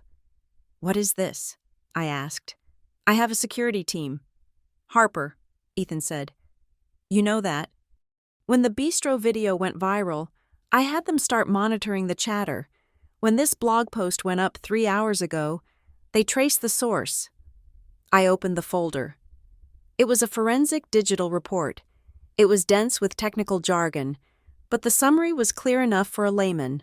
Source of anonymous tip to Harborline Institute. Proton mail account created 48 hours ago. IP address, origin, Boston Logan. International Airport. Terminal E Wi-Fi. Timestamp. Yesterday, 2:30 in the afternoon. Your parents and Tessa landed at Logan yesterday at 2, Ethan said. She sent the email from the terminal while waiting for her bags. I turned the page. Source of leak to the Valley Whistle. Encrypted file transfer. IP. Address origin. A residential address in our hometown. Subscriber. Arthur Parker. She went home and uploaded the rest, Ethan said. It is her, Harper. There is no doubt. She is not just jealous. She is trying to dismantle your life. I closed the folder. I felt a strange sense of calm settling over me. It was the calm of a soldier who finally sees the enemy clearly in the scope. Tessa wasn't a sister. She wasn't a family member having a breakdown. She was an adversary. She was a threat, and she had just crossed the line from personal drama to professional warfare. She wants to destroy my credibility, I said. If I am a fraud, then Ethan Rowe made a mistake marrying me. If I am a liar, then my parents were right to leave me. She is trying to rewrite history to save her own skin. She is trying to bully you into silence, Ethan said. She thinks that if she hits you hard enough, you will fold, you will call them, offer them money, offer them the house, just to make it stop. He leaned in, his hands resting on the counter. So, he said, what do we do? The offer stands. I can unleash the lawyers. We can sue her for defamation. We can bury them in litigation for the next 10 years. I looked at the folder. I looked at the blog post. If I sued, it would look like the rich husband bullying the poor family. It would play right into Tessa's victim narrative. No lawyers, I said. Not yet. Then what? I speak, I said. Ethan tilted his head. You speak? I have been invited to the American Resilience and Innovation Summit in Chicago next week, I said. It is the biggest conference in my field, before the suspension. Eleanor wanted me to present our findings on coastal erosion. You are suspended, Ethan reminded me. I am suspended from the office, I said. But the invitation to the summit was personal. It was sent to me. Harper Parker, not to Harborline. I am still on the docket. I stood up. Tessa wants to tell a story about who I am, I said. She wants to define me by the Brighthaven scandal. She wants the world to think I am a fraud. I walked over to the window. I am going to Chicago, I said, and I am not going to talk about coastal erosion. I am going to talk about resilience. Real resilience. The kind that survives a storm from the inside. Ethan smiled. It was a sharp, dangerous smile. That sounds like a keynote address. It is, I said. But if you do this, Ethan warned, you have to be armed. If you go up there and just tell your side, it is he said, she said. You need proof. You need something that kills the doubt. I have it, I said. Where? In the attic, I said. In the box I packed 3 years ago. The box I swore I would never open again. We went upstairs. I pulled down the ladder to the attic. The air up there was stale and hot. I found the box in the corner, taped shut with heavy packing tape. It was labeled Old Taxes. Do not open. I ripped the tape off. Inside were the remnants of my life before the fall. My Brighthaven ID badge, my old notebooks, and a stack of printouts. I had kept everything. At the time, I told myself I was keeping it for a lawyer I would never hire. But deep down, I think I knew I was keeping it for this moment. I sifted through the papers. Here were the original chat logs from the internal messaging system at Brighthaven. Here was the timeline of the file access. Here was the forensic report I had commissioned myself, using my own money, which proved the signature was a copy-paste job, not a generated key, and then I found it. It was a printout of a text conversation. I had exported my entire message history with Tessa before I changed my number 3 years ago. I ran my finger down the page. Date: October 14th, 3 years ago. Time: 11:42 p.m. Me: Tessa. They are going to fire me. They think I did it. You have to tell them. You have to tell them you used my laptop, Tessa. Do not be dramatic. You will just get a slap on the wrist. You are their golden girl. Me: It is a felony. Tessa, I could go to jail. Please, just admit it was an accident. Say you didn't know the file was protected. Tessa: I can't. If I admit I stole data, they will ban me from the competition. My career will be over before it starts. And then, the final line. The line that I had read 1,000 times in my nightmares. Tessa: You are the strong one. Harper, you can handle the fall. I can't. You take the blame, as long as I win. That is what sisters do. You take the blame, as long as I win, I read aloud. The words hung in the dusty air of the attic. They were so simple, so monstrous. Ethan looked at the paper. That is it, he said. That is the smoking gun. She thinks I deleted this, I said. She thinks I moved on. She thinks I am too soft to use this against her. I put the paper in the folder.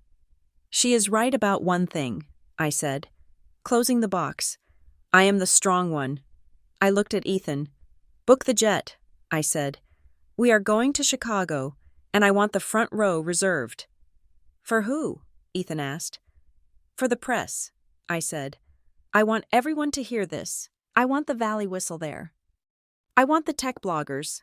I want the industry leaders. I paused. And send a VIP pass to my parents' house, I added. Overnight shipping. Tell them I am ready to clarify the misunderstanding publicly.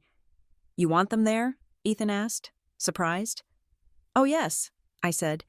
Tessa loves an audience. I am going to give her the biggest one she has ever had.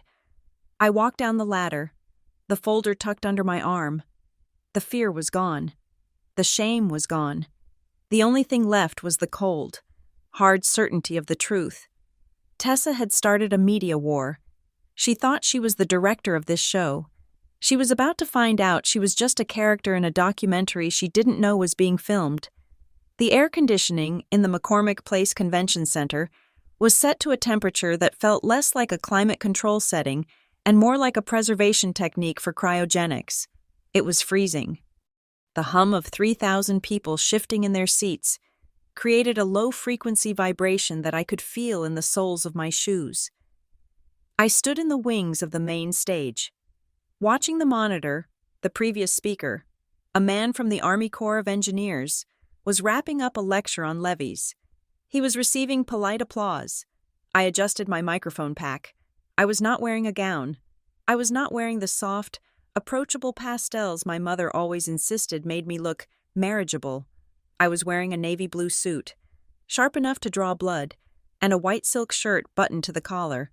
I wore no jewelry except for the gold band Ethan had placed on my finger a week ago. You are up, Ms. Parker, the stage manager whispered into his headset. He looked at me with a mixture of curiosity and pity. He had read the blogs. He knew I was the woman who had supposedly stolen algorithms and married a billionaire for clout. Thank you, I said. My voice was steady. I walked out. The lights were blinding. For a moment, I could not see anything but the white glare of the spotlights. Then, my eyes adjusted, and the cavernous room came into focus. It was a sea of faces, engineers, city planners, tech journalists, and investors. And there, in the center of the first row, sat the 3 people I had invited. My father was wearing his best suit, but it looked loose on him, as if he had lost 10 pounds in the last week. My mother was clutching her purse like a shield, her eyes darting around the room, checking to see who was looking at them, and Tessa. Tessa was sitting with her legs crossed, her chin held high. She was wearing a red dress, bold, aggressive, designed to pull focus. She looked at me not with fear, but with a challenge. She believed she had won. She believed that by leaking the Brighthaven files to the press, she had cornered me. She thought I had invited them here to surrender. to publicly apologize and beg for their mercy in exchange for stopping the smear campaign. She had no idea that she was not the guest of honor. She was the exhibit. I stepped up to the podium. I did not smile. I did not do the customary wave. I placed my hands on the lectern and looked out at the audience. Resilience, I began. My voice echoed through the hall, amplified by the massive sound system. It is the theme of this summit. We spend days talking about how to build structures that can withstand hurricanes, floods, and earthquakes. We talk about concrete. We talk about steel reinforcement. I paused. I let the silence stretch until it was uncomfortable. But the most dangerous storms do not come from the ocean, I said. And the most devastating cracks do not happen in the foundation of a building. They happen in the foundation of trust. I saw the journalists in the press pit lean forward. They smelled blood. They knew I wasn't talking about infrastructure anymore. Last week, I continued, my personal life became a matter of public debate. A viral video showed a moment of abandonment, and in the days since, a narrative has been spun that questions my integrity, my ethics, and my career. I looked directly at the first row. My father shifted in his seat. Tessa smirked, waiting for me to crumble. I am not here to defend myself against gossip, I said. I am here to talk about data, because in our industry, data is the only truth. Opinions change, narratives can be bought, but logs, timestamps, they remain. I clicked the remote in my hand. The massive screen behind me, which had been displaying the conference logo, went black. Then, a graphic appeared. It was a timeline, a simple, stark white line on a black background. 3 years ago, a security breach occurred at Brighthaven Systems, I said. An algorithm designed for grid stability was stolen and entered into a public competition. The investigation concluded that the file was uploaded from my home network, using my cryptographic key. A murmur went through the crowd. This was the scandal the Valley Whistle had reported.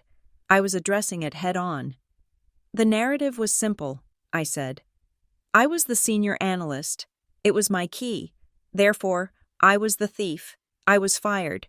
My reputation was torched, and I accepted that silence, because I was told that protecting the team was more important than the truth. I clicked the remote again. A new slide appeared. It was a technical forensic report. It showed a comparison of 2 digital signatures. But here's the thing about resilience, I said, my voice dropping an octave, becoming sharper.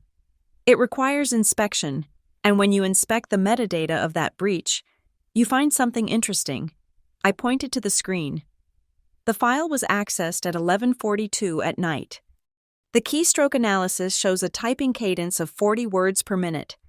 My average typing speed, documented over 5 years of employment, is 85 words per minute. I saw a few heads nod in the audience. The tech crowd understood this language. Furthermore, I said, the upload did not occur from my terminal. It occurred from a secondary device connected to the guest network, a device named TP_MacBook. I looked down at the front row. Tessa's smirk vanished. Her face went slack. She stared at the screen, seeing the name of her old laptop projected in 10-foot letters. The person who used that device, I said, was not an employee. She was a guest in my home. She was someone who needed a portfolio piece for a competition she was unqualified to win. She took the work. She used the key she found on a sticky note, and she submitted it. Liar! The scream came from the front row. Tessa stood up. She couldn't help herself. The narcissist in her could not handle the exposure. She pointed a shaking finger at me. She is lying, Tessa shouted, turning to the audience. She is making this up. She is jealous because I am the creative one. The moderator started to move toward the stage, but I held up a hand. Let her speak, I said into the mic. The room was deadly silent, save for Tessa's heavy breathing. A camera boom swung around, the lens focusing directly on Tessa. Her face appeared on the side monitors, the same face from the bistro video, the internet, watching the live stream. would recognize her instantly. The wine girl was now the corporate spy. "You think you can humiliate me?" Tessa hissed, her voice carrying to the stage. "You have no proof. That is just a log. Anyone could have named a computer that— You agreed to take the fall. You said you would help the family." "I did agree," I said. "I stayed silent for 3 years. I let you keep the award. I let you keep the credit. Because I was told that family means sacrificing yourself to keep the peace."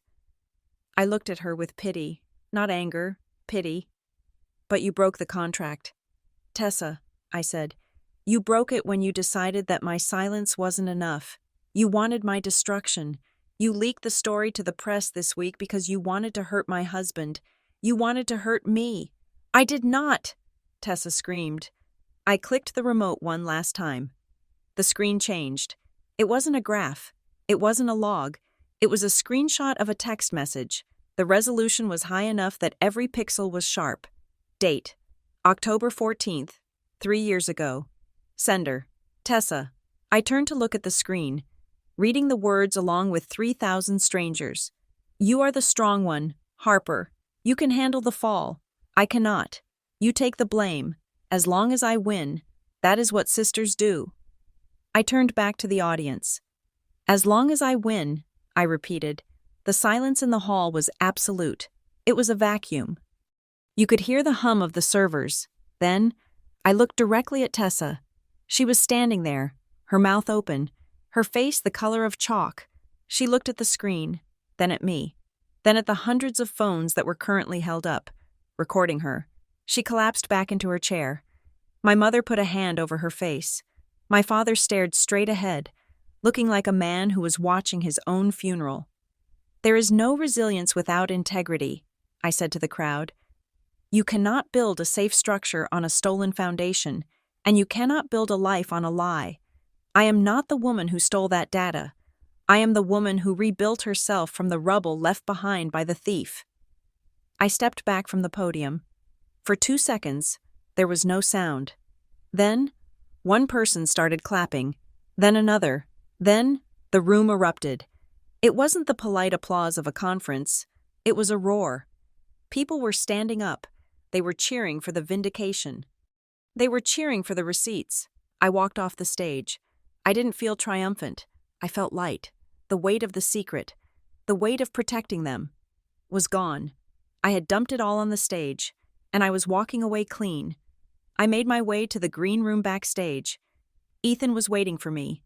He was leaning against the wall, his arms crossed, a look of fierce pride on his face. "You got her," he said. "I told the truth," I said. Before he could say anything else, the door to the green room banged open. Tessa marched in. My parents were right behind her, trying to grab her arms, but she shook them off. She looked deranged. Her hair was coming loose from her bun. Her eyes were wild. "You bitch!" she screamed. "You ruined me! Do you know what you just did? That was live-streamed. My investors are watching. My friends are watching." "Your investors?" I asked calmly.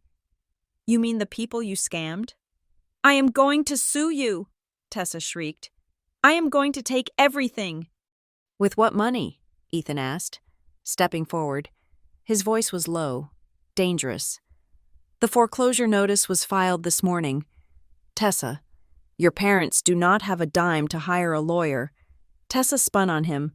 She laughed. It was a jagged, hysterical sound.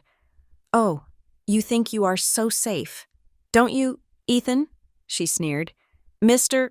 Perfect, Mr. Clean Money."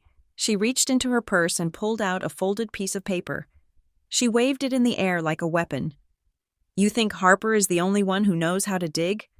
Tessa hissed. "I have friends in tech. 2, real hackers, not just analysts." She slammed the paper onto the table between us. "I found your private email, Ethan," she said, her voice dropping to a venomous whisper. "The one you don't use for business, the one you use for your dirty work." I looked at the paper. It was a printout of an email chain. "I saw the transfers," Tessa said, grinning. "I saw the offshore accounts. I saw the payments to the shell companies in the Caymans. Project Meridian Shadow. Sounds shady, doesn't it? She looked at me, triumph returning to her eyes. You really think you won? She mocked me, using the childhood taunt. You think you won? I am going to release this to the IRS. I am going to release it to the press. Your husband is laundering money. Harper, he is a fraud just like everyone else. She leaned in close to my face. If you do not retract what you said out there, if you do not go back on stage and say it was a misunderstanding, I will burn him down. I will drag him to prison. My heart hammered against my ribs. I looked at the paper. It looked real. The headers were correct. The routing numbers looked official. I looked at Ethan. I expected to see fear. I expected to see the same panic I had seen in my father's eyes in Paris. But Ethan was not panicking. He was smiling. It was a cold, terrifying smile. He reached out and picked up the paper. He didn't even look at it. He just looked at Tessa. Project Meridian Shadow, Ethan said. Yes, that is a very sensitive file. You bet it is, Tessa gloated. And now I own you, Ethan chuckled. He shook his head slowly. Tessa, he said, gentling, do you know what a honeypot is? Tessa blinked. What? In cybersecurity, Ethan explained, his voice conversational. A honeypot is a trap. It is a fake server or a fake file system designed to look attractive to an attacker. We use it to detect unauthorized intruders. He took a step toward her. Tessa took a step back. My security team noticed a brute force attack on my personal server 3 days ago, Ethan said. We traced the IP. It was coming from a hotel in Chicago. Your hotel. Tessa's face went white. We couldn't block you, Ethan continued, because that would just make you try harder. So, we let you in. But we didn't let you into the real server. We redirected you to the honeypot. He held up the paper. These accounts do not exist, Ethan said. These shell companies are fake. The only thing real about this data is the digital tracker attached to the file you downloaded. He dropped the paper on the floor. That tracker just confirmed that you committed federal cyber espionage.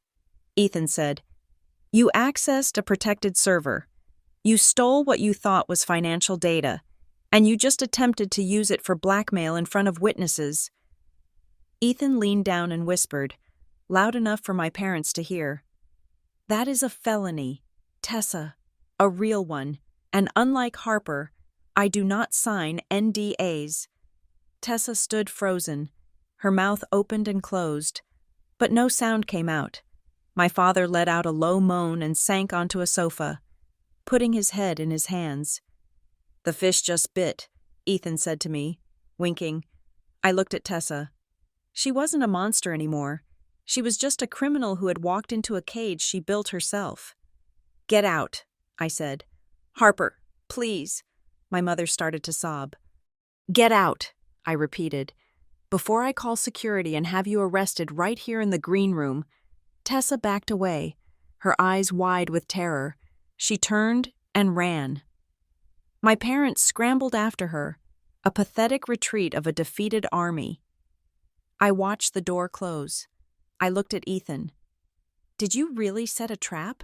I asked. I told you, Ethan said, pulling me into a hug. I build things. Sometimes I build houses. Sometimes I build cages for rats. I rested my head on his shoulder. The war was over, and this time, the enemy hadn't just retreated. They had surrendered.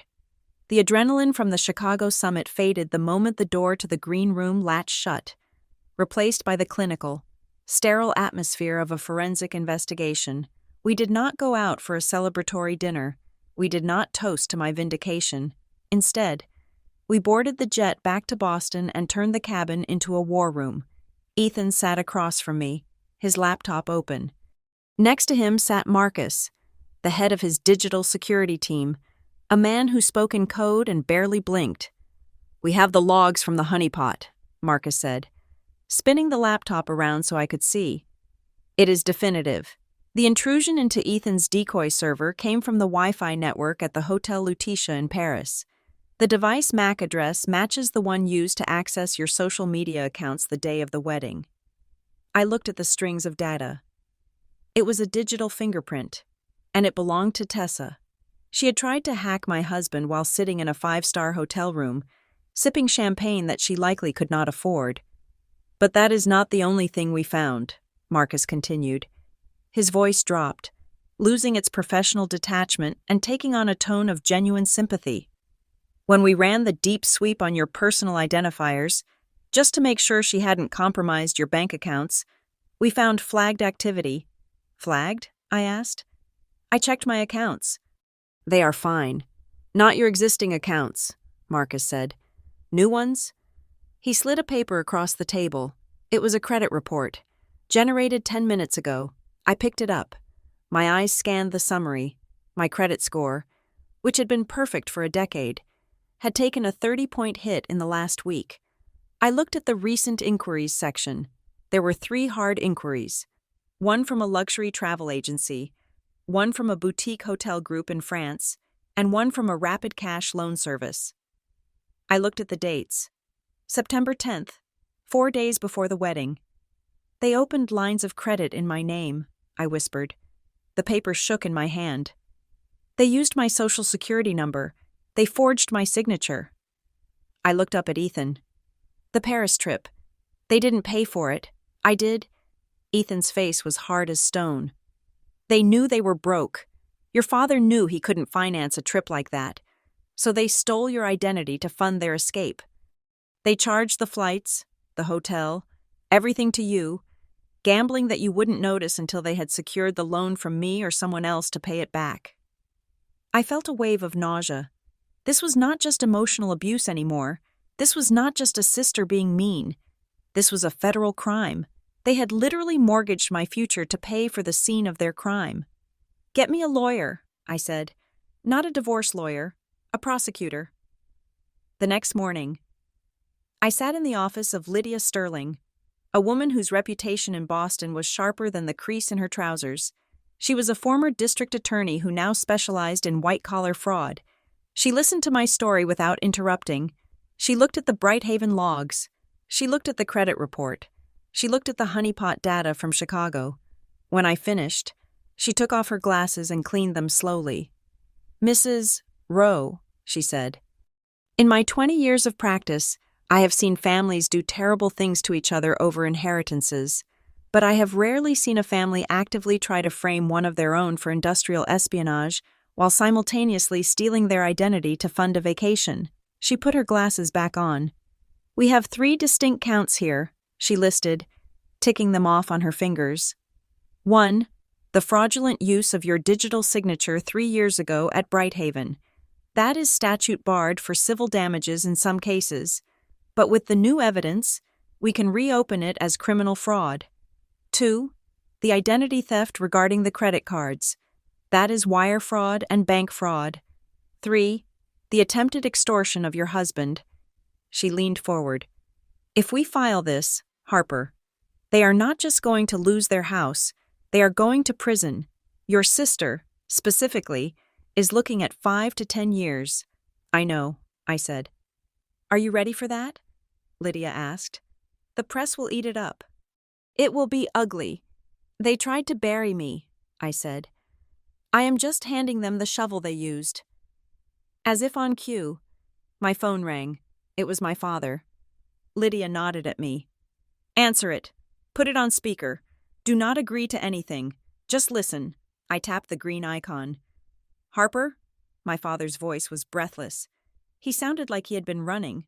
Harper, thank God. Listen, we are back in Boston. We need to meet. Why? I asked. To fix this, he said. To stop this madness. Look, Tessa got carried away in Chicago. She is emotional. You know how she is. But we can handle this inside the family. Handle it how? I have the papers prepared, he said, his voice shifting into that familiar condescending tone he used when he was trying to sell a bad deal. I have drafted a statement, a joint statement. We say the Brighthaven thing was a glitch. We say the credit cards were a clerical error. I can move some money around. Pay off the balances. You just need to sign a waiver saying you authorize the use of your name as a family loan. I looked at Lydia. She was writing something on a notepad. Admission of guilt. You want me to retroactively approve your theft? I asked. You stole $50,000 in credit, Dad, in my name. It was an advance, he snapped, losing his cool. We were going to pay it back once the Roe Meridian deal went through. We did it for the family image. We couldn't look poor at your wedding. Harper, it would have reflected badly on you. Reflected badly on me? I repeated. You abandoned me at the altar. That was a strategy, he yelled, to make you sympathetic. And it worked, didn't it? You are famous now. You are the resilient hero. We gave you that narrative. I closed my eyes. The delusion was absolute. He truly believed he could spin reality until it fit his needs. I am not signing anything, I said. Harper, listen to me. His voice dropped, becoming menacing. If you file charges, you destroy us. You destroy your mother. Do you want that on your conscience? My conscience is clear, I said. Is yours? I hung up. 30 minutes later, the receptionist buzzed in. Mrs. Rowe, your mother and sister are in the lobby. They say it is urgent. Lydia looked at me. Do you want me to have them removed? I thought about it. I thought about the years of silence. I thought about the way my mother used to look at me when I brought home an A-, asking why it wasn't an A like Tessa's, even though Tessa had cheated. No, I said. Let them in. But I want the recording system on. They walked into the conference room. My mother looked 10 years older than she had a week ago. Her eyes were red-rimmed. Tessa walked behind her. She was not wearing the red dress from Chicago. She was wearing jeans and a sweater, looking small and fragile. It was the innocent victim costume again. They sat down on the opposite side of the glass table. Lydia sat next to me, a silent sentinel. Harper, my mother started, her voice trembling. Please, look at us. We are your flesh and blood. You are also the people who opened 3 credit cards in my name on September 10th, I said, sliding the credit report across the table. My mother flinched as if I had thrown boiling water at her. She didn't look at the paper. She looked at her hands. We were desperate, she whispered. The house. The bank was calling every day. So you stole from me, I said. We borrowed, Tessa interrupted. She looked up, her eyes flashing with that familiar defiance. We were going to pay it back. Why do you always have to make everything so black and white? You have millions now. Harper, $50,000 is nothing to you. It is not about the amount, I said. It is about the act. You impersonated me. You committed fraud. Tessa slammed her hand on the table. Because I needed to get to Paris. I needed to be seen. Do you know what it is like to be the one who almost makes it? To be the one with the ideas but no luck? You have always been the steady one, the boring one. I have the spark. I just needed a platform. You had a platform, I said. You had Brighthaven. You stole my work to get it. And I won, Tessa screamed. I won that competition. It proved I was talented. It proved you could copy-paste, I said coldly. Tessa broke down. She put her head on the table and sobbed. It was a loud, theatrical sobbing. I just wanted you to look at me, she choked out. I just wanted Mom and Dad to look at me the way they look at you when you bring home a paycheck. I wanted to be the special one. You wanted validation, I said. But you cannot build a statue of yourself using stolen marble. Tessa, it always cracks. I looked at my mother. I am pressing charges. No, my mother gasped. She reached across the table, trying to grab my hand. I pulled it back. Harper, you can't. Tessa. She won't survive prison. She is delicate. She is not delicate, I said. She is dangerous. She tried to blackmail my husband yesterday. She tried to destroy my career. We can fix it, my mother pleaded. We can go to the press. We can tell them we made it all up. We can restore your reputation. Just please, do not call the police. My reputation is already restored, I said. I did that myself in Chicago. I do not need your help. The door opened. Ethan walked in. He was wearing a dark suit. He didn't look at my mother or Tessa. He walked straight to my chair and stood behind me, placing a hand on my shoulder. The police are already on their way, Ethan said. Tessa stopped crying instantly. She sat up, her face pale. You called them? She whispered. My security team did. Ethan said. Standard protocol for attempted extortion and identity theft. He looked at my mother. Martha, there is something you should know. Before this entire nightmare started, before you boarded that plane to Paris, my board of directors had a meeting. My mother looked up, confusion clouding her teary eyes. What? Arthur's application, Ethan said. The request for capital injection into Parker Holdings. It came across my desk 2 weeks ago. I recused myself because of the conflict of interest, so I let the board decide. The room went silent. I looked at Ethan. He hadn't told me this. They approved it, Ethan said quietly. My mother let out a sound that was half gasp, half scream. Tessa stared at him, her mouth hanging open. We were going to save the company, Ethan said. The paperwork was drawn up. We were going to announce it the Monday after the wedding. We were going to pay off the debts, restructure the portfolio, and give Arthur a retirement package. No, my mother whispered. No, that is not true. It is true, Ethan said. But there was a clause, the character and stability clause. We do a final background check before funds are released. He looked at Tessa. When you leaked the Brighthaven files, when you posted that video, and when Arthur tried to bypass the system to pressure me, you violated the clause. The board convened this morning. The offer has been rescinded. Permanently. The weight of the revelation crushed the air out of the room. They hadn't just lost a daughter. They hadn't just committed crimes. They had actively, frantically destroyed the very lifeline they had been running toward. If they had just stayed, if they had just sat in the front row and smiled, if they had just been a family for one single day, they would have had everything they wanted. My mother slumped back in her chair, staring at the ceiling, realizing the magnitude of their self-sabotage. Tessa, however, did not slump. A strange look crossed her face. It wasn't regret. It was the desperate, cornered look of a rat that sees one last hole in the wall. She stood up slowly. She wiped her face. You are lying, she said. Her voice was shaking, but it was hard. You are just saying that to hurt us. You never intended to help. Believe what you want, Ethan said. The offer letter is in the trash. Fine, Tessa said. She grabbed her purse. Call the police. Let them come. But remember this, Harper, you haven't won yet.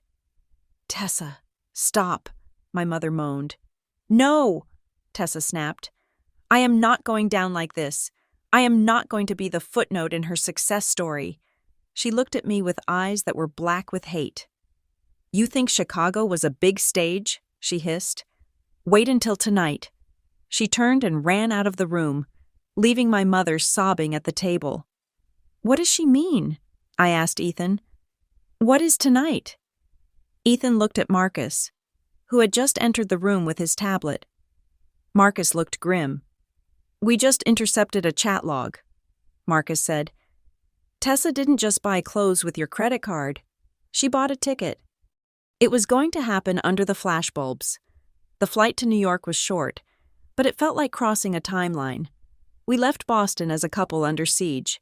Defending ourselves against a localized fire, we landed in New York as generals arriving at the front lines of a war that was about to be televised globally. The Roe Meridian Global Philanthropy Gala was held at a venue that screamed old money and unshakable power. It was a cavernous hall in Midtown, with marble floors that echoed the click of heels and chandeliers that dripped crystal like frozen tears. The press pit was overflowing, since the story of the bride who walked alone had gone viral, and the subsequent bistro video had trended. Every media outlet from CNN to TMZ wanted a glimpse of us. I wore black, not a morning black, but a sleek, architectural gown that looked like it had been carved rather than sewn. I wore the diamond earrings Ethan had given me, not to show off wealth, but to reflect the light. I wanted to be bright. I wanted to be undeniable. We walked the red carpet. The flashes were a strobe light assault, blinding and rhythmic. Reporters shouted questions. "Harper, is it true you abandoned your family?" "Ethan, are the fraud allegations real?" "Harper, do you have a comment on your sister's accusations?" I said nothing. I just held Ethan's hand and walked. We stopped at the top of the stairs, turning to face the wall of cameras. This was the moment. We knew she was coming. We had cleared the airspace for her. And then, a commotion erupted at the bottom of the stairs. A black SUV screeched to a halt. Ignoring the designated drop-off protocols, the door flew open, and Tessa stepped out. She was not alone. She was flanked by a camera crew of 3 men, the freelance team she had hired with my credit card, and behind her, looking terrified and small, were my parents. Tessa was dressed for war. She wore a silver dress that was too loud, too sparkly, desperate for attention. She marched up the red carpet, not toward the entrance, but toward the cameras. "Turn the cameras on me!" she screamed. Her voice was shrill, cutting through the murmurs of the crowd. "I am here to tell the truth. That woman standing up there is a fraud." She pointed a shaking finger up the stairs at me. "She stole my life," Tessa yelled, playing to the lenses. "She stole my inheritance. She manipulated my parents into leaving the country so she could stage a victim moment. And now she is using her husband's dirty money to buy silence." Security guards started to move in, but Ethan held up a hand. He signaled them to wait. He wanted the world to see this. He wanted the footage to be unimpeachable. Tessa took this as a sign of weakness. She ran up the first few steps, her parents trailing behind her like ghosts. "You think you are untouchable because you married a checkbook?" Tessa spat, her face contorted with a mixture of rage and adrenaline. "I have the proof, Harper. I know about the accounts. I know about the Brighthaven lies. You are going to jail, not me." The press went silent. They were witnessing a meltdown of epic proportions. I looked down at her. From the top of the stairs, she looked so small. She looked like a child throwing a tantrum in a supermarket. Unaware that the store manager had already called the authorities, I did not scream back. I did not cry. I simply leaned toward the microphone stand that had been set up for the opening remarks. "Are you finished, Tessa?" I asked. My voice was calm, amplified across the silent plaza. "I am finished when you are in handcuffs," she shrieked. Ethan stepped forward. He adjusted his jacket. He looked at the press, then down at Tessa. "That is an interesting choice of words," Ethan said, "because handcuffs are exactly why we are here tonight." He nodded to someone standing in the shadows of the entrance hall. A man in a dark suit stepped into the light. He was followed by 2 uniformed officers and a woman wearing a badge on a lanyard around her neck. The woman walked down the stairs. She did not look like a celebrity. She looked like the government. "Tessa Parker?" the woman asked, her voice projecting clearly. Tessa froze. She looked at the woman, then at the badge. "Who are you?" Tessa whispered. "I am Special Agent Miller with the Bureau of Financial Crimes," the woman said, "and I have a federal warrant for your arrest." The flashbulbs erupted again, a frenzy of white light capturing Tessa's face as it drained of all color. "Arrest?" Tessa stammered. "For what? I did not do anything. She is the one you want." She pointed frantically at me. "She committed identity theft 3 years ago.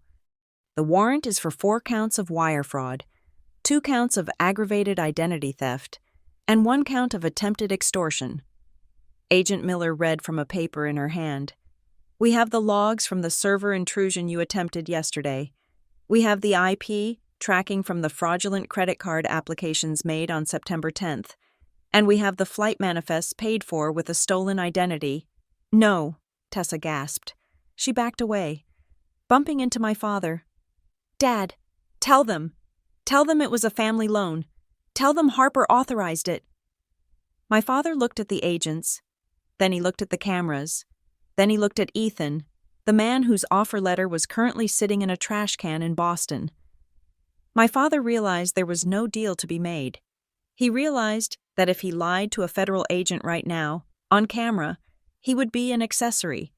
He stepped back. He pulled his arm away from Tessa's grip. My father stammered. "I did not know she used the card." "I thought she paid with her own money," Tessa screamed. It was a sound of pure betrayal. "You coward! You told me to do it. You said we needed the flights." "Ms. Parker, please place your hands behind your back," the officer said, stepping forward. "No, this is a setup," Tessa yelled, struggling as the officer grabbed her wrist. "Harper set me up. She is the criminal. Ask Brighthaven. Ask them about the algorithm." "We did ask them," I said. I reached into my clutch and pulled out a single folded piece of paper. I walked down 3 steps so I was standing just above her. "I sent the forensic logs to the Brighthaven legal department yesterday," I said, my voice carrying over the sound of her struggle. "Along with the chat history where you admitted to using my laptop, they are dropping the civil suit against me, and they are filing a criminal complaint against you for theft of trade secrets." I held up the paper. It was a copy of the new credit card statement, showing the charges for the camera crew she had brought with her tonight. "And just so we are clear," I said, looking at the press, "this camera crew? The one she hired to film her victimhood? She paid for them with my identity. She is literally using my stolen name to try to destroy me." Tessa stopped fighting. The handcuffs clicked into place. The sound was sharp, metallic, and final. It cut through the cold night air louder than any scream. She looked up at me. Her hair was messy. Her silver dress was twisted, and her eyes were filled with tears. But they were not tears of remorse. They were tears of defeat. "Why are you doing this?" she whispered. "I am your sister." I looked at her. I looked at my parents, who were cowering by the SUV, refusing to make eye contact with her. "I am not doing this to you, Tessa," I said. "You did this to yourself. Every keystroke, every lie, every time you chose to steal instead of earn." I took a breath. The cold air filled my lungs. "I am not taking revenge," I said, and I made sure every reporter heard me. "I am just stopping taking the blame." The officers led her away. She didn't scream anymore. She just slumped, dragged toward the patrol car like a discarded marionette. My parents were asked to step aside for questioning. They looked old. They looked broken. They looked like strangers. I turned back to the stairs. Ethan was waiting for me. He offered me his arm. We walked into the gala. The applause that greeted us was not for the scandal. It was for the closure. Later that night, after the speeches were done, Ethan and I took the stage one last time. We didn't talk about the arrest. We didn't talk about the drama. "Tonight was supposed to be about charity," I said into the microphone. "And it still is. But charity begins with truth." Ethan announced the formation of the Harper Initiative. It was a scholarship fund for young women in STEM, specifically for those who had faced systemic barriers or unfair displacement in their careers. It was fully funded by the money my family had tried to extort, plus a matching donation from Roe Meridian. Then, we played a video. It wasn't the footage of the arrest. It was the clip from the wedding, the moment I walked past the empty chairs, the moment I said, "Family is who shows up." It became a manifesto. It wasn't just about me anymore. It was a message to anyone who had ever set themselves on fire to keep others warm. The months that followed were a blur of legal proceedings. I testified. The logs testified. The truth, once excavated, was undeniable. Tessa took a plea deal to avoid the maximum sentence, but she still went away for 4 years. My parents lost the house. They moved into a small apartment in a neighboring state, living on a pension that barely covered their needs. They stopped calling. I stopped waiting for them to call. 6 months later, on a crisp afternoon in November, I was leaving the Harbor Line office. I had just been promoted to director of strategy. My name was on the glass door. I saw a figure standing by the bus stop across the street. It was Tessa. She was out on bail pending her surrender date, which was 2 days away. She looked different. She had lost weight. Her hair was dull. She wore a cheap coat and no makeup. She saw me. She didn't cross the street. She didn't yell. She just watched me. I told my driver to wait. I walked across the street. We stood 5 feet apart. The wind blew leaves around our feet. "I saw the plaque," Tessa said, nodding toward the building. "Director, you finally got it?" "I earned it," I corrected. Tessa let out a short, dry laugh. "I guess you did. You took everything. Harper, you won?" She looked at me, waiting for me to say something gracious. Waiting for me to say I am sorry it had to be this way, or I still love you. She was still fishing for a crumb of the old dynamic, where I softened the blow for her. "I didn't win a game, Tessa," I said. "I just survived your war." Tessa looked down at her shoes. "I made you tough. You know, if I hadn't pushed you, you wouldn't be this unstoppable force. You should thank me." It was such a Tessa thing to say, even at the door of the prison. She wanted credit for my success. I looked at her. I looked at the sister I had worshipped, then feared, then pitied, and finally, I felt nothing. The cord was cut. "You did not make me strong," I said quietly. Tessa looked up, surprised by the tone. "You just made me stop asking for permission to live," I said. I didn't wait for her response. I turned around. I walked back across the street, my heels clicking on the pavement. I didn't look back. I got into the car where my husband was waiting. "Everything okay?"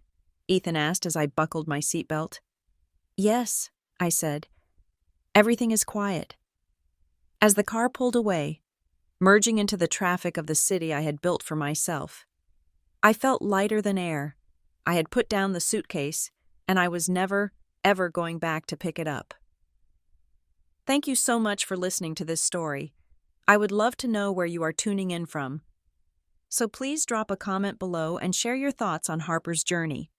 If you enjoyed this revenge drama, please make sure to subscribe to Monica Revenge Stories. Hit the like button and smash that hype button so we can get this story out to more people who need a reminder that sometimes the best revenge is simply thriving.